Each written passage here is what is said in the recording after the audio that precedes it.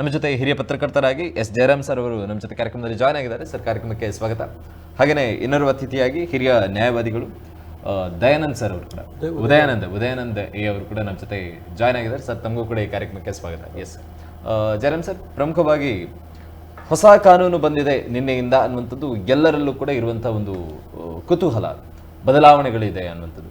So ಈ ವಿಚಾರಕ್ಕೆ ಸಂಬಂಧಪಟ್ಟಂತೆ ಫಸ್ಟ್ ರಿಯಾಕ್ಷನ್ ಹೇಳೋದಾದ್ರೆ, ನಮ್ಮ ದೇಶ 1950ರಲ್ಲಿ ಸಂವಿಧಾನವನ್ನು ಅಂಗೀಕರಿಸಿತು. ಸಂವಿಧಾನವನ್ನು ನಮ್ಮ ದೇಶದವರೇ ಬರೆದ್ರು, ನಮ್ಮ ಪ್ರಜೆಗಳೇ ಬರೆದ್ರು, ಡಾಕ್ಟರ್ ಅಂಬೇಡ್ಕರ್ ಅವರ ನೇತೃತ್ವದಲ್ಲಿ. ಹೀಗಿರುವಾಗ 1.5 ಶತಮಾನದ ಹಿಂದಿನ ವಸಾಹತುಶಾಹಿ ಆಡಳಿತದ ಕಾನೂನು ನಮಗೆ ಯಾಕೆ ಬೇಕು ಅಂತ ಹೇಳೋ ಪ್ರಶ್ನೆಗೆ ಉತ್ತರ ರೂಪವಾಗಿ ಸಿಕ್ಕಿದ್ದು ಈ 3 ಕ್ರಿಮಿನಲ್ ಕಾನೂನುಗಳು. ಭಾರತೀಯ ನಾಗರಿಕ ಸುರಕ್ಷಾ ಸಂಹಿತ 2023, ಭಾರತೀಯ ನ್ಯಾಯ ಸಂಹಿತ 2023 ಮತ್ತು ಭಾರತೀಯ ಸಾಕ್ಷ್ಯ ಅಧಿನಿಯಮ 2023. ಈ ಕಾನೂನುಗಳನ್ನು, ಈ ಹೊಸ ಕ್ರಿಮಿನಲ್ ಕಾನೂನುಗಳನ್ನು 2023ರ ಡಿಸೆಂಬರ್ 5ರಿಂದ ಜಾರಿಗೊಳಿಸುವುದರೊಂದಿಗೆ, ಅಂದರೆ ಈಗ ಅಧಿಸೂಚನೆ ಆಗಿ ಈಗ ಬರ್ತಾ ಇದೆ, ಬಟ್ ಆವಾಗ ಅದಕ್ಕೆ ಒಪ್ಪಿಗೆ ಸಿಕ್ಕಿದೆ. ಜಾರಿಗೊಳಿಸುವುದರೊಂದಿಗೆ ಭಾರತದ ನ್ಯಾಯ ವ್ಯವಸ್ಥೆಯಲ್ಲಿ ಹೊಸ ಯುಗ ಆರಂಭ ಆಗ್ತಿದೆ ಅಂಥೇಳಿ ಅಮಿತ್ ಶಾ ಅವರು ಹೇಳ್ತಾರೆ. ಸೊ ಹಳೆಯ ಕಾನೂನುಗಳನ್ನು ಬಹಳ ವಲ್ಯುಮನಸ್ಸಿತ್ತು ಅದು. ಅವುಗಳ ಕೆಲವು ಸೆಕ್ಷನ್ಗಳನ್ನು ಒಗ್ಗೂಡಿಸಲಾಗಿದೆ, ಕೆಲವು ಸೆಕ್ಷನ್ಗಳನ್ನು ಕೈಬಿಡಲಾಗಿದೆ. ಅಂದರೆ ಕೆಲವು ಆದರೆ ಕೈಬಿಟ್ಟದ್ದಂತೆ ಪೂರ್ಣ ಅವುಗಳನ್ನು ತಿರಸ್ಕಾರ ಮಾಡಿದ್ದಲ್ಲ, ಅವುಗಳನ್ನು ಒಂದೆಡೆ ಸಂಕಲಿಸಲಾಗಿದೆ. ಮುಖ್ಯವಾಗಿ ಇದು CRPCಯನ್ನು ರಿಪ್ಲೇಸ್ ಮಾಡಿದೆ, ಭಾರತೀಯ ನ್ಯಾಯ ಸಂಹಿತ. ಇಟ್ ಈಸ್ ಜಸ್ಟಿಸ್ ಸೆಂಟ್ರಿಕ್ ಮತ್ತು ಸಂತ್ರಸ್ತರು ಯಾರಿರ್ತಾರೆ ವಿಕ್ಟಿಮ್ ಸೆಂಟ್ರಿಕ್. ಮುಖ್ಯವಾಗಿ ನ್ಯಾಯ ಕೇಂದ್ರಿತ ಮತ್ತು ಸಂತ್ರಸ್ತೆ ಅಥವಾ ಬಲಿಪಶು ಕೇಂದ್ರಿತ ಅಂತ ಹೇಳಿ ಇದನ್ನು ಹೇಳ್ಬೋದು. ಒಂದು ಯಾವುದೇ ಒಂದು ದೇಶದಲ್ಲಿರಲಿ, ಒಂದು ಕಾನೂನು ಅಂದರೆ ಅದು ಅದರ ಜೀವನ ರೇಖೆ, ಅದೊಂದು ಲೈಫ್ ಲೈನ್.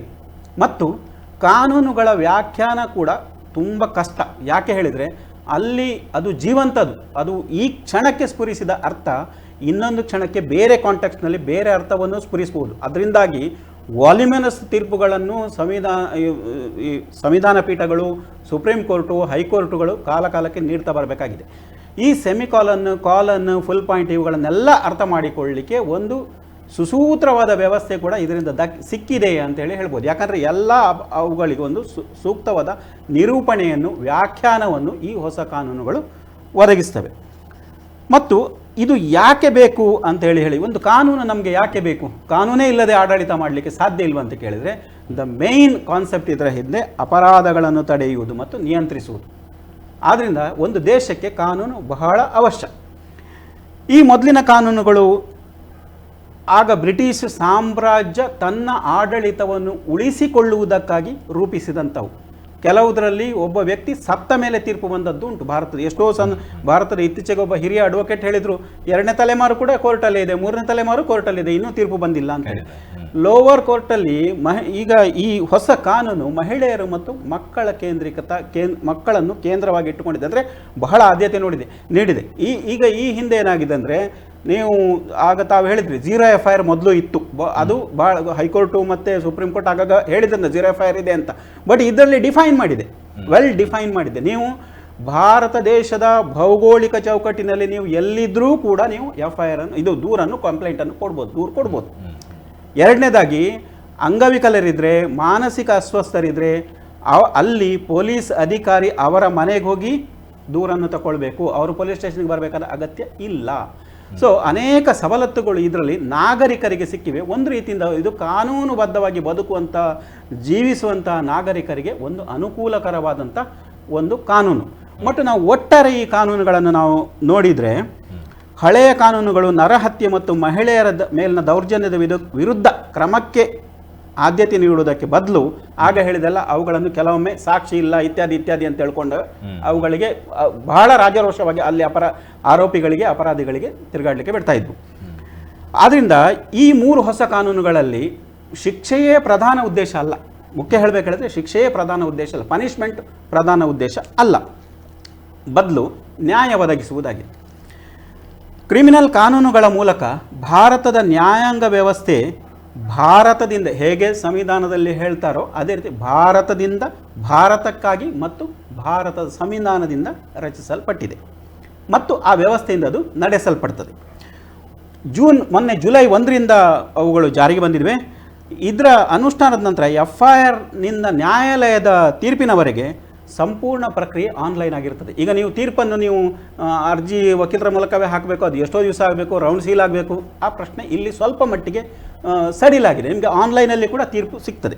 ಮುಖ್ಯವಾದ ಸಂಗತಿ ಅಂದರೆ, ಮತ್ತು ಬಹಳ ಮುಖ್ಯವಾದಂದರೆ ಭಾರತದ ಕ್ರಿಮಿನಲ್ ನ್ಯಾಯ ವ್ಯವಸ್ಥೆ ಆಧುನಿಕ ತಂತ್ರಜ್ಞಾನ. ನಾವೆಲ್ಲ ನೋಡಿ ಸಿಲಿಕಾನ್ ಸಿಟಿ ಅಂತ ಹೇಳ್ತೇವೆ, ಬೆಂಗಳೂರಲ್ಲಿ ಅಮೆರಿಕದ ಕೆಲಸಗಳು ಇಲ್ಲೇ ಆಗ್ತವೆ, IT ಪ್ರೊಫೆಷನಲ್ನವರು ಬಹಳ ಅತ್ಯುತ್ತಮ ಬ್ರೈನ್ ಇರೋರಿದ್ದಾರೆ. ಬಟ್ ಡಿಜಿಟಲ್ ಸಾಕ್ಷ್ಯಗಳನ್ನು ನಮ್ಮಲ್ಲಿ ತಗೊಂಡಿರಲಿಲ್ಲ. ಸೊ ಈಗ ಏನಾಯಿತು, ಇಲ್ಲಿ ನಮಗೆ ತಂತ್ರಜ್ಞಾನವನ್ನು ಅತ್ಯಂತ ಹೆಚ್ಚು ಬಳಸುವ ದೇಶ ಭಾರತ ಇವತ್ತು. ನೀವು ನಮ್ಮ ಮೊಬೈಲ್ ಪೆನಿಟ್ರೇಷನ್ ನೋಡಿ, ಇಂಟರ್ನೆಟ್ ನೋಡಿ, ಅವೆಲ್ಲ ಈಗ ಕಳೆದ ಒಂದೂವರೆ ದಶಕದಲ್ಲಿ ತುಂಬ ಬದಲಾಗಿದೆ.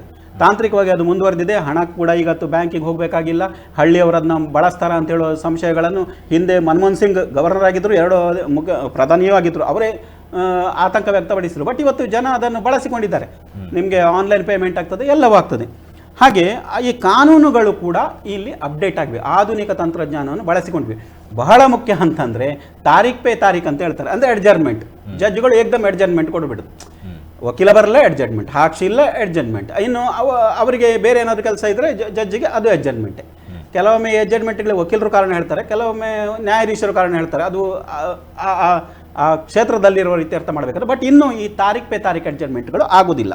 ದಿನಾಂಕದ ನಂತರ ದಿನಾಂಕ ಅಂದರೆ ಸಿಕ್ಕಾಪಟ್ಟೆ ಮುಂದೂಡಿಸೋದು, ಆ ವಿಚಾರಣೆ ಬರಲಿಕ್ಕೆ 5-6 ವರ್ಷಗಳ ಆಗೋದು, ಇಂಥದ್ದೆಲ್ಲ ಇನ್ನು ಮುಂದೆ ಆಗಲಿಕ್ಕಿಲ್ಲ.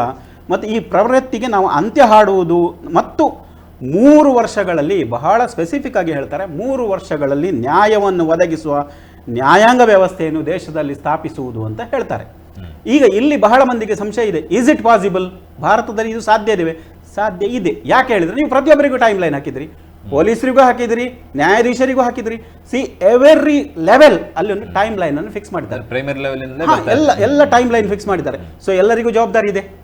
ಆದ್ರಿಂದ ಇಲ್ಲಿ ಟೈಮ್ ಲೈನ್ ಯಾರು ಮೀರಿದ್ರೆ ಏನು ಎಂಬುದು ಮುಂದೆ ಆಗಬೇಕದ್ದು. ಮತ್ತು ಇನ್ನು ಮುಂದೆ ನಮ್ಮ ತಲೆಯ ಮೇಲೆ ಭಯಂಕರ ಲೋಡ್ ಇತ್ತು, ಒಂದು 100-150 ವರ್ಷಗಳ ಕಾನೂನು ಲೋಡ್ ಇತ್ತು. ಅದಕ್ಕೆ ಆ ಸುಪ್ರೀಂ ಕೋರ್ಟ್ ಆ ಜಡ್ಜ್ ಕೊಟ್ಟದ್ದು, ಈ ಪೀಠ ಕೊಟ್ಟದ್ದು, ಬೇರೆ ಬೇರೆ versus government of India versus union government of India versus ಬೇರೆ ಬೇರೆ ಅವುಗಳನ್ನು ರೆಫರ್ ಮಾಡಬೇಕಿತ್ತು. ಈಗ ಏನಿಲ್ಲ, ಈಗ ವೆರಿ ಕ್ಲಿಯರ್ ಡಿಫೈನ್ಡ್. ಹಳೆ ಕೇಸ್ಗಳಿಗೆ ಬೇಕು, ಹಳೆ ಕೇಸ್ಗಳಿಗೆ ನಿಮ್ಮ ವಾಲ್ಯೂಮಿನಸ್ ರೆಫರೆನ್ಸ್ ಬೇಕಾಗಿತ್ತು. ಬಟ್ ಇಲ್ಲಿ ನಿಮಗೆ ಈಗ ಏನಂತಂದ್ರೆ, ಈ ಹೊಸದಾಗಿ ಒಂದು ಹೆಸರನ್ನ ಮೂಲಕ ಹೋಲಿಕೆ ಮಾಡೋದು. ಬಟ್ ರಾಮ್ ಜೇಠ್ಮಲಾನಿ ಇಂಥವರೆಲ್ಲ ಭಾಳ ಡಾನ್ಗಳವರು, ಏನು ಗೆಲ್ಲಲಿಕ್ಕೆ ಸಾಧ್ಯವೇ ಇಲ್ಲ ಅಂತ ಕೇಸ್ಗಳನ್ನು ಗೆದ್ದವರು. ಸೊ ಆ ಒಂದು ಹೊಸ ಈ ನ್ಯಾಯಾಂಗ ವ್ಯವಸ್ಥೆ ಅಥವಾ ಕಾನೂನು ವ್ಯವಸ್ಥೆಯಲ್ಲಿ ಹೊಸ ನ್ಯಾಯವೇತ್ತರಿಗೆ ರೂಪುಗೊಳ್ಳಲಿಕ್ಕೆ ಇದೊಂದು ಅವಕಾಶ. ಯಾಕಂದರೆ ಅವರಿಗೆ ಹಿಸ್ಟ್ರಿಯ ಬರ್ಡನ್ ಇಲ್ಲ, ಇಷ್ಟು ದೊಡ್ಡ ಬರ್ಡನ್ ಅವರ ತಲೆ ಮೇಲೆ ಇಲ್ಲ. ಅವರಿಗೆ ಮೊನ್ನೆಯಿಂದ ಜಾರಿಗೆ ಬಂದ ಕಾನೂನುಗಳನ್ನು ಮತ್ತು ಅದಕ್ಕೆ ಸಂಬಂಧಪಟ್ಟಂತೆ ದೊಡ್ಡ ಜಡ್ಜ್ಮೆಂಟ್ಗಳನ್ನು ರೆಫರ್ ಮಾಡಬೇಕಾಗಿಲ್ಲಲ್ಲ. ಆದ್ದರಿಂದ ನಿಮಗೆ ಇಲ್ಲಿ ಸ್ವಲ್ಪ ನ್ಯಾಯ ತುಂಬ ಸುಲಭ ಆಗಿದೆ. ಮತ್ತು ಇವರಿಗೆ ಕೂಡ ವಾಲ್ಯೂಮನಸ್ ಆದಂಥ ಒಂದು ರೆಫರೆನ್ಸ್ಗಳ ಅಗತ್ಯ ಇಲ್ಲ. ಆದ್ದರಿಂದ ವಕೀಲರಿಗೆ ಕೂಡ ಅನುಕೂಲ ಇದೆ. ಯಾಕಂದರೆ ಅವರು ಪದೇ ನಾನು ಓದಲಿಲ್ಲ ಅಥವಾ ನಾನು ರೆಫರ್ ಮಾಡಬೇಕು, ಆ ಡಾಕ್ಯುಮೆಂಟ್ ತರಬೇಕು, ಈ ಡಾಕ್ಯುಮೆಂಟ್ ತರಬೇಕು ಅಂತ ಹೇಳ್ಕೊಂಡು ಅಡ್ಜಸ್ಟ್ಮೆಂಟ್ ಕೇಳುವಂಥ ಒಂದು ಪರಿಸ್ಥಿತಿಯಿಂದ ಇದು ಸ್ವಲ್ಪ ಮಟ್ಟಿಗೆ ಮುಕ್ತಿ ಕೊಡ್ತದೆ ಅಂತ ನನಗೆ ಕಾಣ್ತದೆ. ಮತ್ತು 35 ಸೆಕ್ಷನ್ಗಳಲ್ಲಿ ಇದು ಟೈಮ್ ಲೈನನ್ನು ಡಿಫೈನ್ ಮಾಡಿದೆ. ವಿದ್ಯುನ್ಮಾನವಾಗಿ ದೂರು ಸಲ್ಲಿಸಿದ 3 ದಿನಗಳಲ್ಲಿ FIR ನೋಂದಣಿ ಅಂತ ಹೇಳ್ತದೆ. ಲೈಂಗಿಕ ಕಿರುಕುಳ ಪ್ರಕರಣಗಳಲ್ಲಿ ತನಿಖಾ ವರದಿಯನ್ನು 7 ದಿವಸದೊಳಗೆ ಸಲ್ಲಿಸಬೇಕು ಅಂತ ಹೇಳ್ತದೆ. ಮೊದಲ ವಿಚಾರಣೆಯು 60 ದಿನಗಳಲ್ಲಿ ಆರೋಪಗಳನ್ನು ರೂಪಿಸಬೇಕು ಅಂತ ಹೇಳ್ತದೆ. ಘೋಷಿತ ಅಪರಾಧಿಗಳು ಅಂದರೆ ಅಪರಾಧಿಗಳು ಅಂತ ಘೋಷಿಸಿದೆ, ಇಷ್ಟು ತನಕ ಅವರು ಇಲ್ಲದಿದ್ದರೆ ಪುನಃ ಅಡ್ಜರ್ಮೆಂಟ್. ಈಗ ಇದು ಪ್ರಶ್ನೆ ಇಲ್ಲ, 90 ದಿನಗಳಲ್ಲಿ ಪ್ರಕರಣಗಳನ್ನು ದಾಖಲಿಸುವುದು. ಇದೆಲ್ಲ ವಿಚಾರಣೆ ನೋಡಿ, ಕ್ರಿಮಿನಲ್ ಪ್ರಕರಣಗಳಲ್ಲಿ ಬಹಳ ಮುಖ್ಯವಾದದ್ದು ನೋಡಿ, ಮುಕ್ತಾಯವಾದ 45 ದಿನಗಳಲ್ಲಿ ತೀರ್ಪು. ಜಡ್ಜ್ ಕೂಡ ಇದಕ್ಕೆ ಬೈಂಡಿಂಗ್. ಆದ್ದರಿಂದ ಸ್ವಲ್ಪ ಕಾಲಕ್ಕೆ ಬೇಕಾದ ಹಾಗೆ ನಾಗರಿಕ ಕೇಂದ್ರಿಕ ಒಂದು ಕಾನೂನು ಪಾಲಿಸುವ ನಾಗರಿಕನಿಗೆ ಮರ್ಯಾದೆ ಕೊಡುವ ರೀತಿಯಲ್ಲಿ ಈ ಸಂಹಿತೆಗಳು ರೂಪುಗೊಂಡಿವೆ ಅಥವಾ ಜಾರಿಗೆ ಬರ್ತಾ ಇವೆ ಅಂತ ಹೇಳೋದು ನನ್ನ ಅಭಿಪ್ರಾಯ. ಓಕೆ, ಉದಯಾನಂದ್ ಸರ್, ಈಗ ಕಳೆದ ಹಲವು ವರ್ಷಗಳಿಂದ ಬ್ರಿಟಿಷರು ಮಾಡಿಕೊಂಡು ಬಂದಂತಹ ಕಾನೂನನ್ನೇ, ಅದೇ ಒಂದು ಕಾಯ್ದೆಯನ್ನೇ ನಾವು ಬಳಸಿಕೊಂಡು ಹೋಗ್ತಾ ಇದ್ವಿ. ಈಗ ಒಮ್ಮಿಂದ ಮೇಲೆ ಬದಲಾವಣೆ ಮಾಡಬೇಕಾದಂಥ ಅನಿವಾರ್ಯತೆ ಇತ್ತು ಅಂತಾದರೂ ಕೂಡ ಈಗ ಬದಲಾವಣೆ ಆಗಿರೋದ್ರಿಂದ ಏನು ಪ್ರಯೋಜನಗಳಿದೆ ಅಂತ ಹೇಳಿ ಎಲ್ಲರೂ ನಾವು ಹೇಳ್ತೇವೆ. ಬದಲಾವಣೆ ಎನ್ನುವಂಥದ್ದು ಜಗದ ನಿಯಮ ಅಂತೇಳಿ. ಕಾನೂನಿನ ಕ್ಷೇತ್ರಕ್ಕೆ ಬಂದರೆ ಕಾನೂನು ಯಾವತ್ತೂ ನಿಂತ ನೀರಾಗಿರಬಾರ್ದು, ಅದು ಹರಿಯುವ ನೀರಾಗಬೇಕು ಅಂತ ಹೇಳೋದು. ಬದಲಾವಣೆಗೆ ತಕ್ಕಂತೆ ಎಲ್ಲ ಜಾಯಮಾನಗಳಲ್ಲಿ ಕೂಡ ಕಾನೂನು ಬದಲಾಗಬೇಕು ಅಂತ ಹೇಳುವಂಥದ್ದು. ಆ ಕಾರಣದಿಂದಾಗಿ ಅವತ್ತು ಯಾರು ಲಾರ್ಡ್ ಮೆಕಾಲೆ ಅಂತ ಹೇಳುವವರು ಮಾಡಿರತಕ್ಕಂಥ ಈ ಕ್ರಿಮಿನಲ್ ಮೇಜರ್ ಆ್ಯಕ್ಟ್ಸ್ ಅಂತ ಕರಿತೇವೆ ನಾವು ಲಾ ಕಾಲೇಜುಗಳಲ್ಲಿ ಪಾಠ ಮಾಡುವಾಗ ನಮ್ಮ ವಿದ್ಯಾರ್ಥಿಗಳಿಗೆ ಹೇಳ್ತಿದ್ದೆವು, ದಿ ಎವರ್ ಗ್ರೀನ್ ಎನಾಕ್ಟ್ಮೆಂಟ್ಸ್ ಅಂತ ಹೇಳಿದರೆ Indian penal code, criminal procedure code ಮತ್ತು ಇಂಡಿಯನ್ ಎವಿಡೆನ್ಸ್ ಆ್ಯಕ್ಟ್. ನಾವು ಅದನ್ನು ನಮ್ಮ ಕಾನೂನು ವಿದ್ಯಾರ್ಥಿಗಳಿಗೆ ಹೇಳುವುದಿತ್ತು. ನಮ್ಮ ಸಂವಿಧಾನಕ್ಕಾದರೂ ಇಷ್ಟು ತಿದ್ದುಪಡಿಗಳು ಬದಲಾವಣೆಗಳನ್ನು ತಂದಿದ್ದಾರೆ, ಆದರೆ ಈ 3 ಮೇಜರ್ ಆ್ಯಕ್ಟ್ಸ್ ಏನಿದ್ದಾವೆ ಅವುಗಳಿಗೆ ಬದಲಾವಣೆಗಳು ಬಹಳ ಕಡಿಮೆ ಬಂದಿದ್ದು. ಯಾಕಂತ ಹೇಳಿದ್ರೆ 2 ಶತಮಾನದ ಟೆಸ್ಟನ್ನು ಅದು ಮಾಡಿದೆ. 1818ನೇ ಶತಮಾನದಿಂದ ಮುಂದುವರೆದು ಬಂದಿರತಕ್ಕಂಥ ಕಾನೂನು ಸ್ವಲ್ಪ ಬದಲಾವಣೆಗಳನ್ನು ಸೇರಿಸಿಕೊಂಡು ಬಂದಿದೆ. ಯಾಕಂತ ಹೇಳಿದರೆ ನಾನು ಈ ಭಾರತೀಯ ಸಾಕ್ಷ್ಯ ಅಧಿನಿಯಮ ಅಥವಾ ಇಂಡಿಯನ್ ಎವಿಡೆನ್ಸ್ ಆ್ಯಕ್ಟ್ ಅಂತ ಹೇಳುವಂಥದ್ದು, ಇದು ಯಾವ ಸಂದರ್ಭಕ್ಕೂ ಕೂಡ ಯಾವ ವ್ಯಕ್ತಿಗೂ ಕೂಡ ಸಾಕ್ಷಿಗಳನ್ನು ಯಾವ ರೀತಿ ಕಲೆ ಹಾಕಬೇಕು ಅಂತ ಹೇಳುವುದನ್ನು ಸ್ಪಷ್ಟವಾಗಿ ಉಲ್ಲೇಖ ಮಾಡ್ತದೆ. ಇತ್ತೀಚಿನ ದಿನಗಳಲ್ಲಿ ಯಾಕಂತ ಹೇಳಿದರೆ ಇನ್ಫಾರ್ಮೇಷನ್ ಟೆಕ್ನಾಲಜಿ ಆ್ಯಕ್ಟ್ ಅಂತೇಳಿ ಬಂತು 2020ರ ನಂತರ. ಆ ಇನ್ಫಾರ್ಮೇಷನ್ ಟೆಕ್ನಾಲಜಿ ಆ್ಯಕ್ಟ್ ಬಂದ ನಂತರ ಹೊಸ ಆವಿಷ್ಕಾರಗಳನ್ನು ಅಥವಾ ಇಂಟರ್ನೆಟ್ ಅಥವಾ ಗ್ಯಾಜೆಟ್ಸ್ ಇವುಗಳನ್ನೆಲ್ಲ ಸೇರಿಸ್ಕೊಂಡು ಇದರಿಂದ ಕೂಡ ಸಾಕ್ಷಿಗಳನ್ನು ಕಲೆ ಹಾಕುವಂಥ ಅವಕಾಶ ಸುಪ್ರೀಂ ಕೋರ್ಟ್ನವರು ರಿಪೀಟೆಡ್ ಆಗಿ ಹೇಳಿಕೆ ಶುರು ಮಾಡಿದರು. ನಮ್ಮ ಕಾನೂನು ತಜ್ಞರಲ್ಲಿ ಒಂದು ಜಿಜ್ಞಾಸೆ ಇತ್ತು, ವಿಟ್ನೆಸ್ ಮೇ ಲೈ ಬಟ್ ನಾಟ್ ದಿ ಸರ್ಕಮ್ಸ್ಟೆನ್ಸ್ ಅಂತೇಳಿ. ಕೆಲವು ಸಲ ಹಾಸ್ಟೈಲ್ ವಿಟ್ನೆಸ್ ಆಗ್ತಾರೆ. ಈಗಾಗಲೇ ಜಯರಾಮ್ ಅವರು ಹೇಳಿದರು, ಕೆಲವು ಸಂದರ್ಭಗಳಲ್ಲಿ ಯಾವುದೋ ಕಾರಣಕ್ಕೆ ಅಪರಾಧಿಗಳನ್ನು ಹದ್ದುಬಸ್ತಿನಲ್ಲಿ ಇಡಲಿಕ್ಕೆ ನಮ್ಮ ಕಾನೂನಲ್ಲಿ ಆಗ್ತಿರಲಿಲ್ಲ. ಅದನ್ನು ಈಗಿನ ಈ ಇನ್ಫಾರ್ಮೇಷನ್ ಟೆಕ್ನಾಲಜಿ ತಮಗೆ ಸಾರ್ವಜನಿಕರಿಗೆ ಗೊತ್ತಿರ್ಬೋದು. ಏನು ಹೇಳ್ತಾರೆ ಅಂತ ಹೇಳಿದರೆ, ಈಗ ಆರೋಪಿಯನ್ನು ಪತ್ತೆ ಹಚ್ಚಲಿಕ್ಕೆ ಭಾರಿ ಸುಲಭ. ಅವನ ಮೊಬೈಲ್ನ ಟ್ರ್ಯಾಕ್ ಮಾಡಿದರೂ ಕೂಡ ಅವು ಸಿಗ್ತಾನೆ, ಸ್ವಿಚ್ ಆಫ್ ಮಾಡಿದರೂ ಕೂಡ ಅವನನ್ನು ಎಲ್ಲಿ ಇದ್ದಾನೆ ಅಂತೇಳಿ ಲೊಕೇಶನ್ ಐಡೆಂಟಿಫೈ ಮಾಡಲಿಕ್ಕಾಗ್ತದೆ. ಆದರೆ ಇದನ್ನೆಲ್ಲ ನ್ಯಾಯಾಲಯದ 4 ಗೋಡೆಗಳ ಮಧ್ಯೆ ಸಾಕ್ಷಿ ವಿಚಾರಣೆ ಸಮಯದಲ್ಲಿ ಹಾಜರುಪಡಿಸ್ಬೋದು ಅನ್ನುವ ಜಿಜ್ಞಾಸೆ ನಮ್ಮಲ್ಲಿತ್ತು ಕೋರ್ಟಿನಲ್ಲಿ ಕೇಸ್ ನಡೆಸುವವರಿಗೆ. ಆದರೆ ಈಗ ಅದಲ್ಲ. ಹೊಸ ಕಾನೂನು ಭಾರತೀಯ ನ್ಯಾಯ ಸಂಹಿತೆ 2023, ಭಾರತೀಯ ನಾಗರಿಕ ಸುರಕ್ಷಾ ಸಂಹಿತೆ 2023, ಭಾರತೀಯ ಸಾಕ್ಷ್ಯ ಅಧಿನಿಯಮ 2023 ಅಂತ ಹೇಳುವಂಥ ಹೊಸ ಕಾನೂನಿನ ರೂಪದಲ್ಲಿ ಇದನ್ನು ತಜ್ಞರು ಪಾರ್ಲಿಮೆಂಟಿನಲ್ಲಿ ಅದನ್ನು ಡಿಸ್ಕಷನ್ ಮಾಡಿ, ಕಳೆದ ಏನು ಬ್ರಿಟಿಷರು ಮಾಡಿದ ಕಾನೂನಿತ್ತು, ಈಗಾಗಲೇ ಜಯರಾಮ್ರು ಹೇಳಿದರು, ಅದು ಆರೋಪಿಗಳನ್ನು ಮತ್ತು ಶಿಕ್ಷೆಯನ್ನು ಕೇಂದ್ರೀಕರಿಸಿತ್ತು. ಈಗ ಹಾಗೆಲ್ಲ ವಿಕ್ಟಿಮ್ ಸೆಂಟ್ರಿಕ್, ಯಾರು ಕೇಳಲಿಲ್ಲ. ಅನ್ಯಾಯ ಆಗಿದೆ, ಕೊಲೆ ಆಗಿದೆ, ಹಲ್ಲೆ ಆಗಿದೆ ಅಥವಾ ಇತರ ಹೀನ ಕೃತ್ಯಗಳು ನಡೆದಿದ್ದಾವೆ, ಮಹಿಳೆಯರು ಮತ್ತು ಮಕ್ಕಳು ದೌರ್ಜನ್ಯಕ್ಕೆ ಒಳಗಾಗಿದ್ದಾರೆ, ಅವರು ಬಂದು ನ್ಯಾಯಾಲಯದಲ್ಲಿ ಹಳೆಯ ಕಥೆಯನ್ನು ಬಿಚ್ಚಿಡುವುದರಲ್ಲಿ ಏನು ಸಾಧನೆ ಮಾಡಿದಾಗೆ ಆಗೋದಿಲ್ಲ. ಈಗಿನ ನ್ಯಾಯದಲ್ಲಿ, ಈಗಿನ ಕಾನೂನಿನಲ್ಲಿ ಅವರಿಗೆ ಕಂಪನ್ಸೇಷನ್ ಕೊಡುವಂಥ ಆ ಒಂದು ವ್ಯವಸ್ಥೆಯನ್ನು ಕೂಡ ಈ ಕಾನೂನು ಹೇಳ್ತಾ ಇದೆ. ಅದು ಹೆಚ್ಚುವರಿ ಸೇರ್ಪಡೆ ಅಂತ ನಾನು ತಿಳ್ಕೊಂಡಿದ್ದೇನೆ. ವಿಕ್ಟಿಮ್ ಸೆಂಟ್ರಿಕ್ ಇದು ಇದೆ. ಆದರೆ ಕೆಲವರು ತಿಳ್ಕೊಂಡಿರ್ತಾರೆ, ಹಳೆಯ ಕಾನೂನನ್ನೆಲ್ಲ ಹೊಸ ಸರ್ಕಾರದವರು ತೆಗೆದುಹಾಕಿದ್ರು ಉತ್ತರ ಭಾರತದ ಹೆಸರಿಟ್ಟಿದ್ದಾರೆ ಅಂತೇಳಿ. ಈ ಭಾರತೀಯ ನ್ಯಾಯ ಸಂಹಿತ, ಭಾರತೀಯ ನಾಗರಿಕ ಸುರಕ್ಷಾ ಸಂಹಿತ, ಭಾರತೀಯ ಸಾಕ್ಷ್ಯ ಅಧಿನಿಯಮ ಇದೆಲ್ಲ ಹಿಂದಿ ಬೇಸ್ಡ್ ನೋಮನ್ ಕ್ಲಚರ್ ಅಂತ ಹೇಳುವಂಥದ್ದು ಸ್ವಲ್ಪ ಮಡಿ ಮೈಲಿಗೆ ದಕ್ಷಿಣ ಭಾರತದವರಿಗೆ ಇರ್ಬೋದು. ಆದರೆ ನಾವು ನಮ್ಮ ಆಡು ಭಾಷೆಯಲ್ಲಿ ಕರೆಯುವಾಗ ಇಂಡಿಯನ್ ಪೀನಲ್ ಕೋಡ್ ಅನ್ನು ಕೂಡ ಭಾರತೀಯ ದಂಡ ಸಂಹಿತೆ ಅಂತ ಕರಿತಾ ಇದ್ವಿ, ಭಾರತೀಯ ದಂಡ ಪ್ರಕ್ರಿಯಾ ಸಂಹಿತೆ ಅಂತ ಕರಿತಿದ್ವಿ, ಭಾರತೀಯ ಸಾಕ್ಷ್ಯ ಅಧಿನಿಯಮ ಅಂತ ಕರ್ಕೊಂಡೇ ಬಂದಿದ್ದೇವೆ ನಾವು. ಆದ್ರಿಂದ ಹೆಸರಿನಲ್ಲಿ ನಮಗೆ ಅಂತ ಅಸ್ಪೃಶ್ಯತೆ ಏನಿಲ್ಲ. ಹಳೆಯ ಕಾನೂನಂತೂ ಸರ್ ಸಂಪೂರ್ಣವಾಗಿ ಎಲ್ಲಿಯೂ ಪರಿತ್ಯಜಿಸಿದ್ದಿಲ್ಲ. ಅವುಗಳನ್ನು ಸೇರಿಸಿಕೊಂಡು ಹೆಚ್ಚುವರಿ ಏನು ಬೇಕಿತ್ತು ಅದನ್ನು ಸೇರ್ಪಡೆ ಮಾಡಿದ್ದಾರೆ, ಕೋಡಿಫೈ ಮಾಡಿದ್ದಾರೆ. ಇದು ಬಹಳ ಇಂಪಾರ್ಟೆಂಟ್ ಅಂತ ನಾನು ಹೇಳಿರೋ ಪಾಯಿಂಟ್ ಅನ್ನ ಗಮನಿಸೋದಾದ್ರೆ ಹಲವರಿಗೊಂದು ಸಂಶಯ ಇದೆ. ಈಗ ಈ ಹಿಂದೆ 3 ಕಾನೂನುಗಳಿತ್ತು, IPC ಈ ತರದ 3 ಕಾನೂನುಗಳಿತ್ತು. ಈಗ ಹೊಸದಾಗಿ ಅದರ ಪ್ಲೇಸ್ಗೆ ರೀಪ್ಲೇಸ್ ಆಗಿ ಬಂದಿರೋ ತರ ಇನ್ನು 3 ಹೊಸದಾಗಿ ನಾವು ನೋಡ್ತಾ ಇದ್ದೇವೆ. ಸೊ ಹಾಗಾದ್ರೆ ಈ ಹಿಂದೆ ಇದ್ದಂಥ 3 ಕಾನೂನುಗಳು ಇನ್ನು ಪ್ರಸ್ತುತ ವರ್ಕಿಂಗ್ ಅಲ್ಲಿ ಇರೋದಿಲ್ವಾ, ಅದನ್ನು ಬಳಸೋದಿಲ್ವಾ ಅನ್ನುವಂಥ ಪ್ರಶ್ನೆಗಳು ಕೆಲವರಿಗೆ ಒಂದು ಸಂಶಯಗಳಿರ್ಬೋದು. ಆ ವಿಚಾರದಲ್ಲಿ ಹೇಳೋದಾದ್ರೆ ಸರ್, ಈ ಕಾನೂನು ಜಾರಿಯಾದ ದಿನಾಂಕ 1/7/2024 ನಮ್ಮ ನ್ಯಾಯಾಂಗ ಕ್ಷೇತ್ರದಲ್ಲಿ ಎಲ್ಲ ಭಾಗಿದಾರರಿಗೂ ಕೂಡ ಇದು ಒಂದು ನೆನಪಿಡ್ತಕ್ಕಂಥ ದಿನಾಂಕ ಅಂತ ನಾನು ಹೇಳಲಿಕ್ಕೆ ಬಯಸ್ತೇನೆ. ಭಾಗಿದಾರಿಗಳು ಅಂತ ನಾನು ಹೇಳಿದರೆ ಇದು ನ್ಯಾಯಾಧೀಶರು ಅಥವಾ ನ್ಯಾಯವಾದಿಗಳು ಮಾತ್ರ ಅಲ್ಲ, ಸಾರ್ವಜನಿಕರು ಕೂಡ ಭಾಗಿದಾರರೇ. ಕ್ರಿಮಿನಲ್ ಕೇಸ್ಗೆ ಸಂಬಂಧಪಟ್ಟ 3 ಕಾಯ್ದೆಯಾದರೂ ಕೂಡ ಸಾಕ್ಷಿ ಅಧಿನಿಯಮ ಅಂತ ಹೇಳುವಂಥದ್ದು ಸಿವಿಲ್ ಕೇಸಿಗೆ ಕೂಡ ಸಂಬಂಧಪಟ್ಟದ್ದು.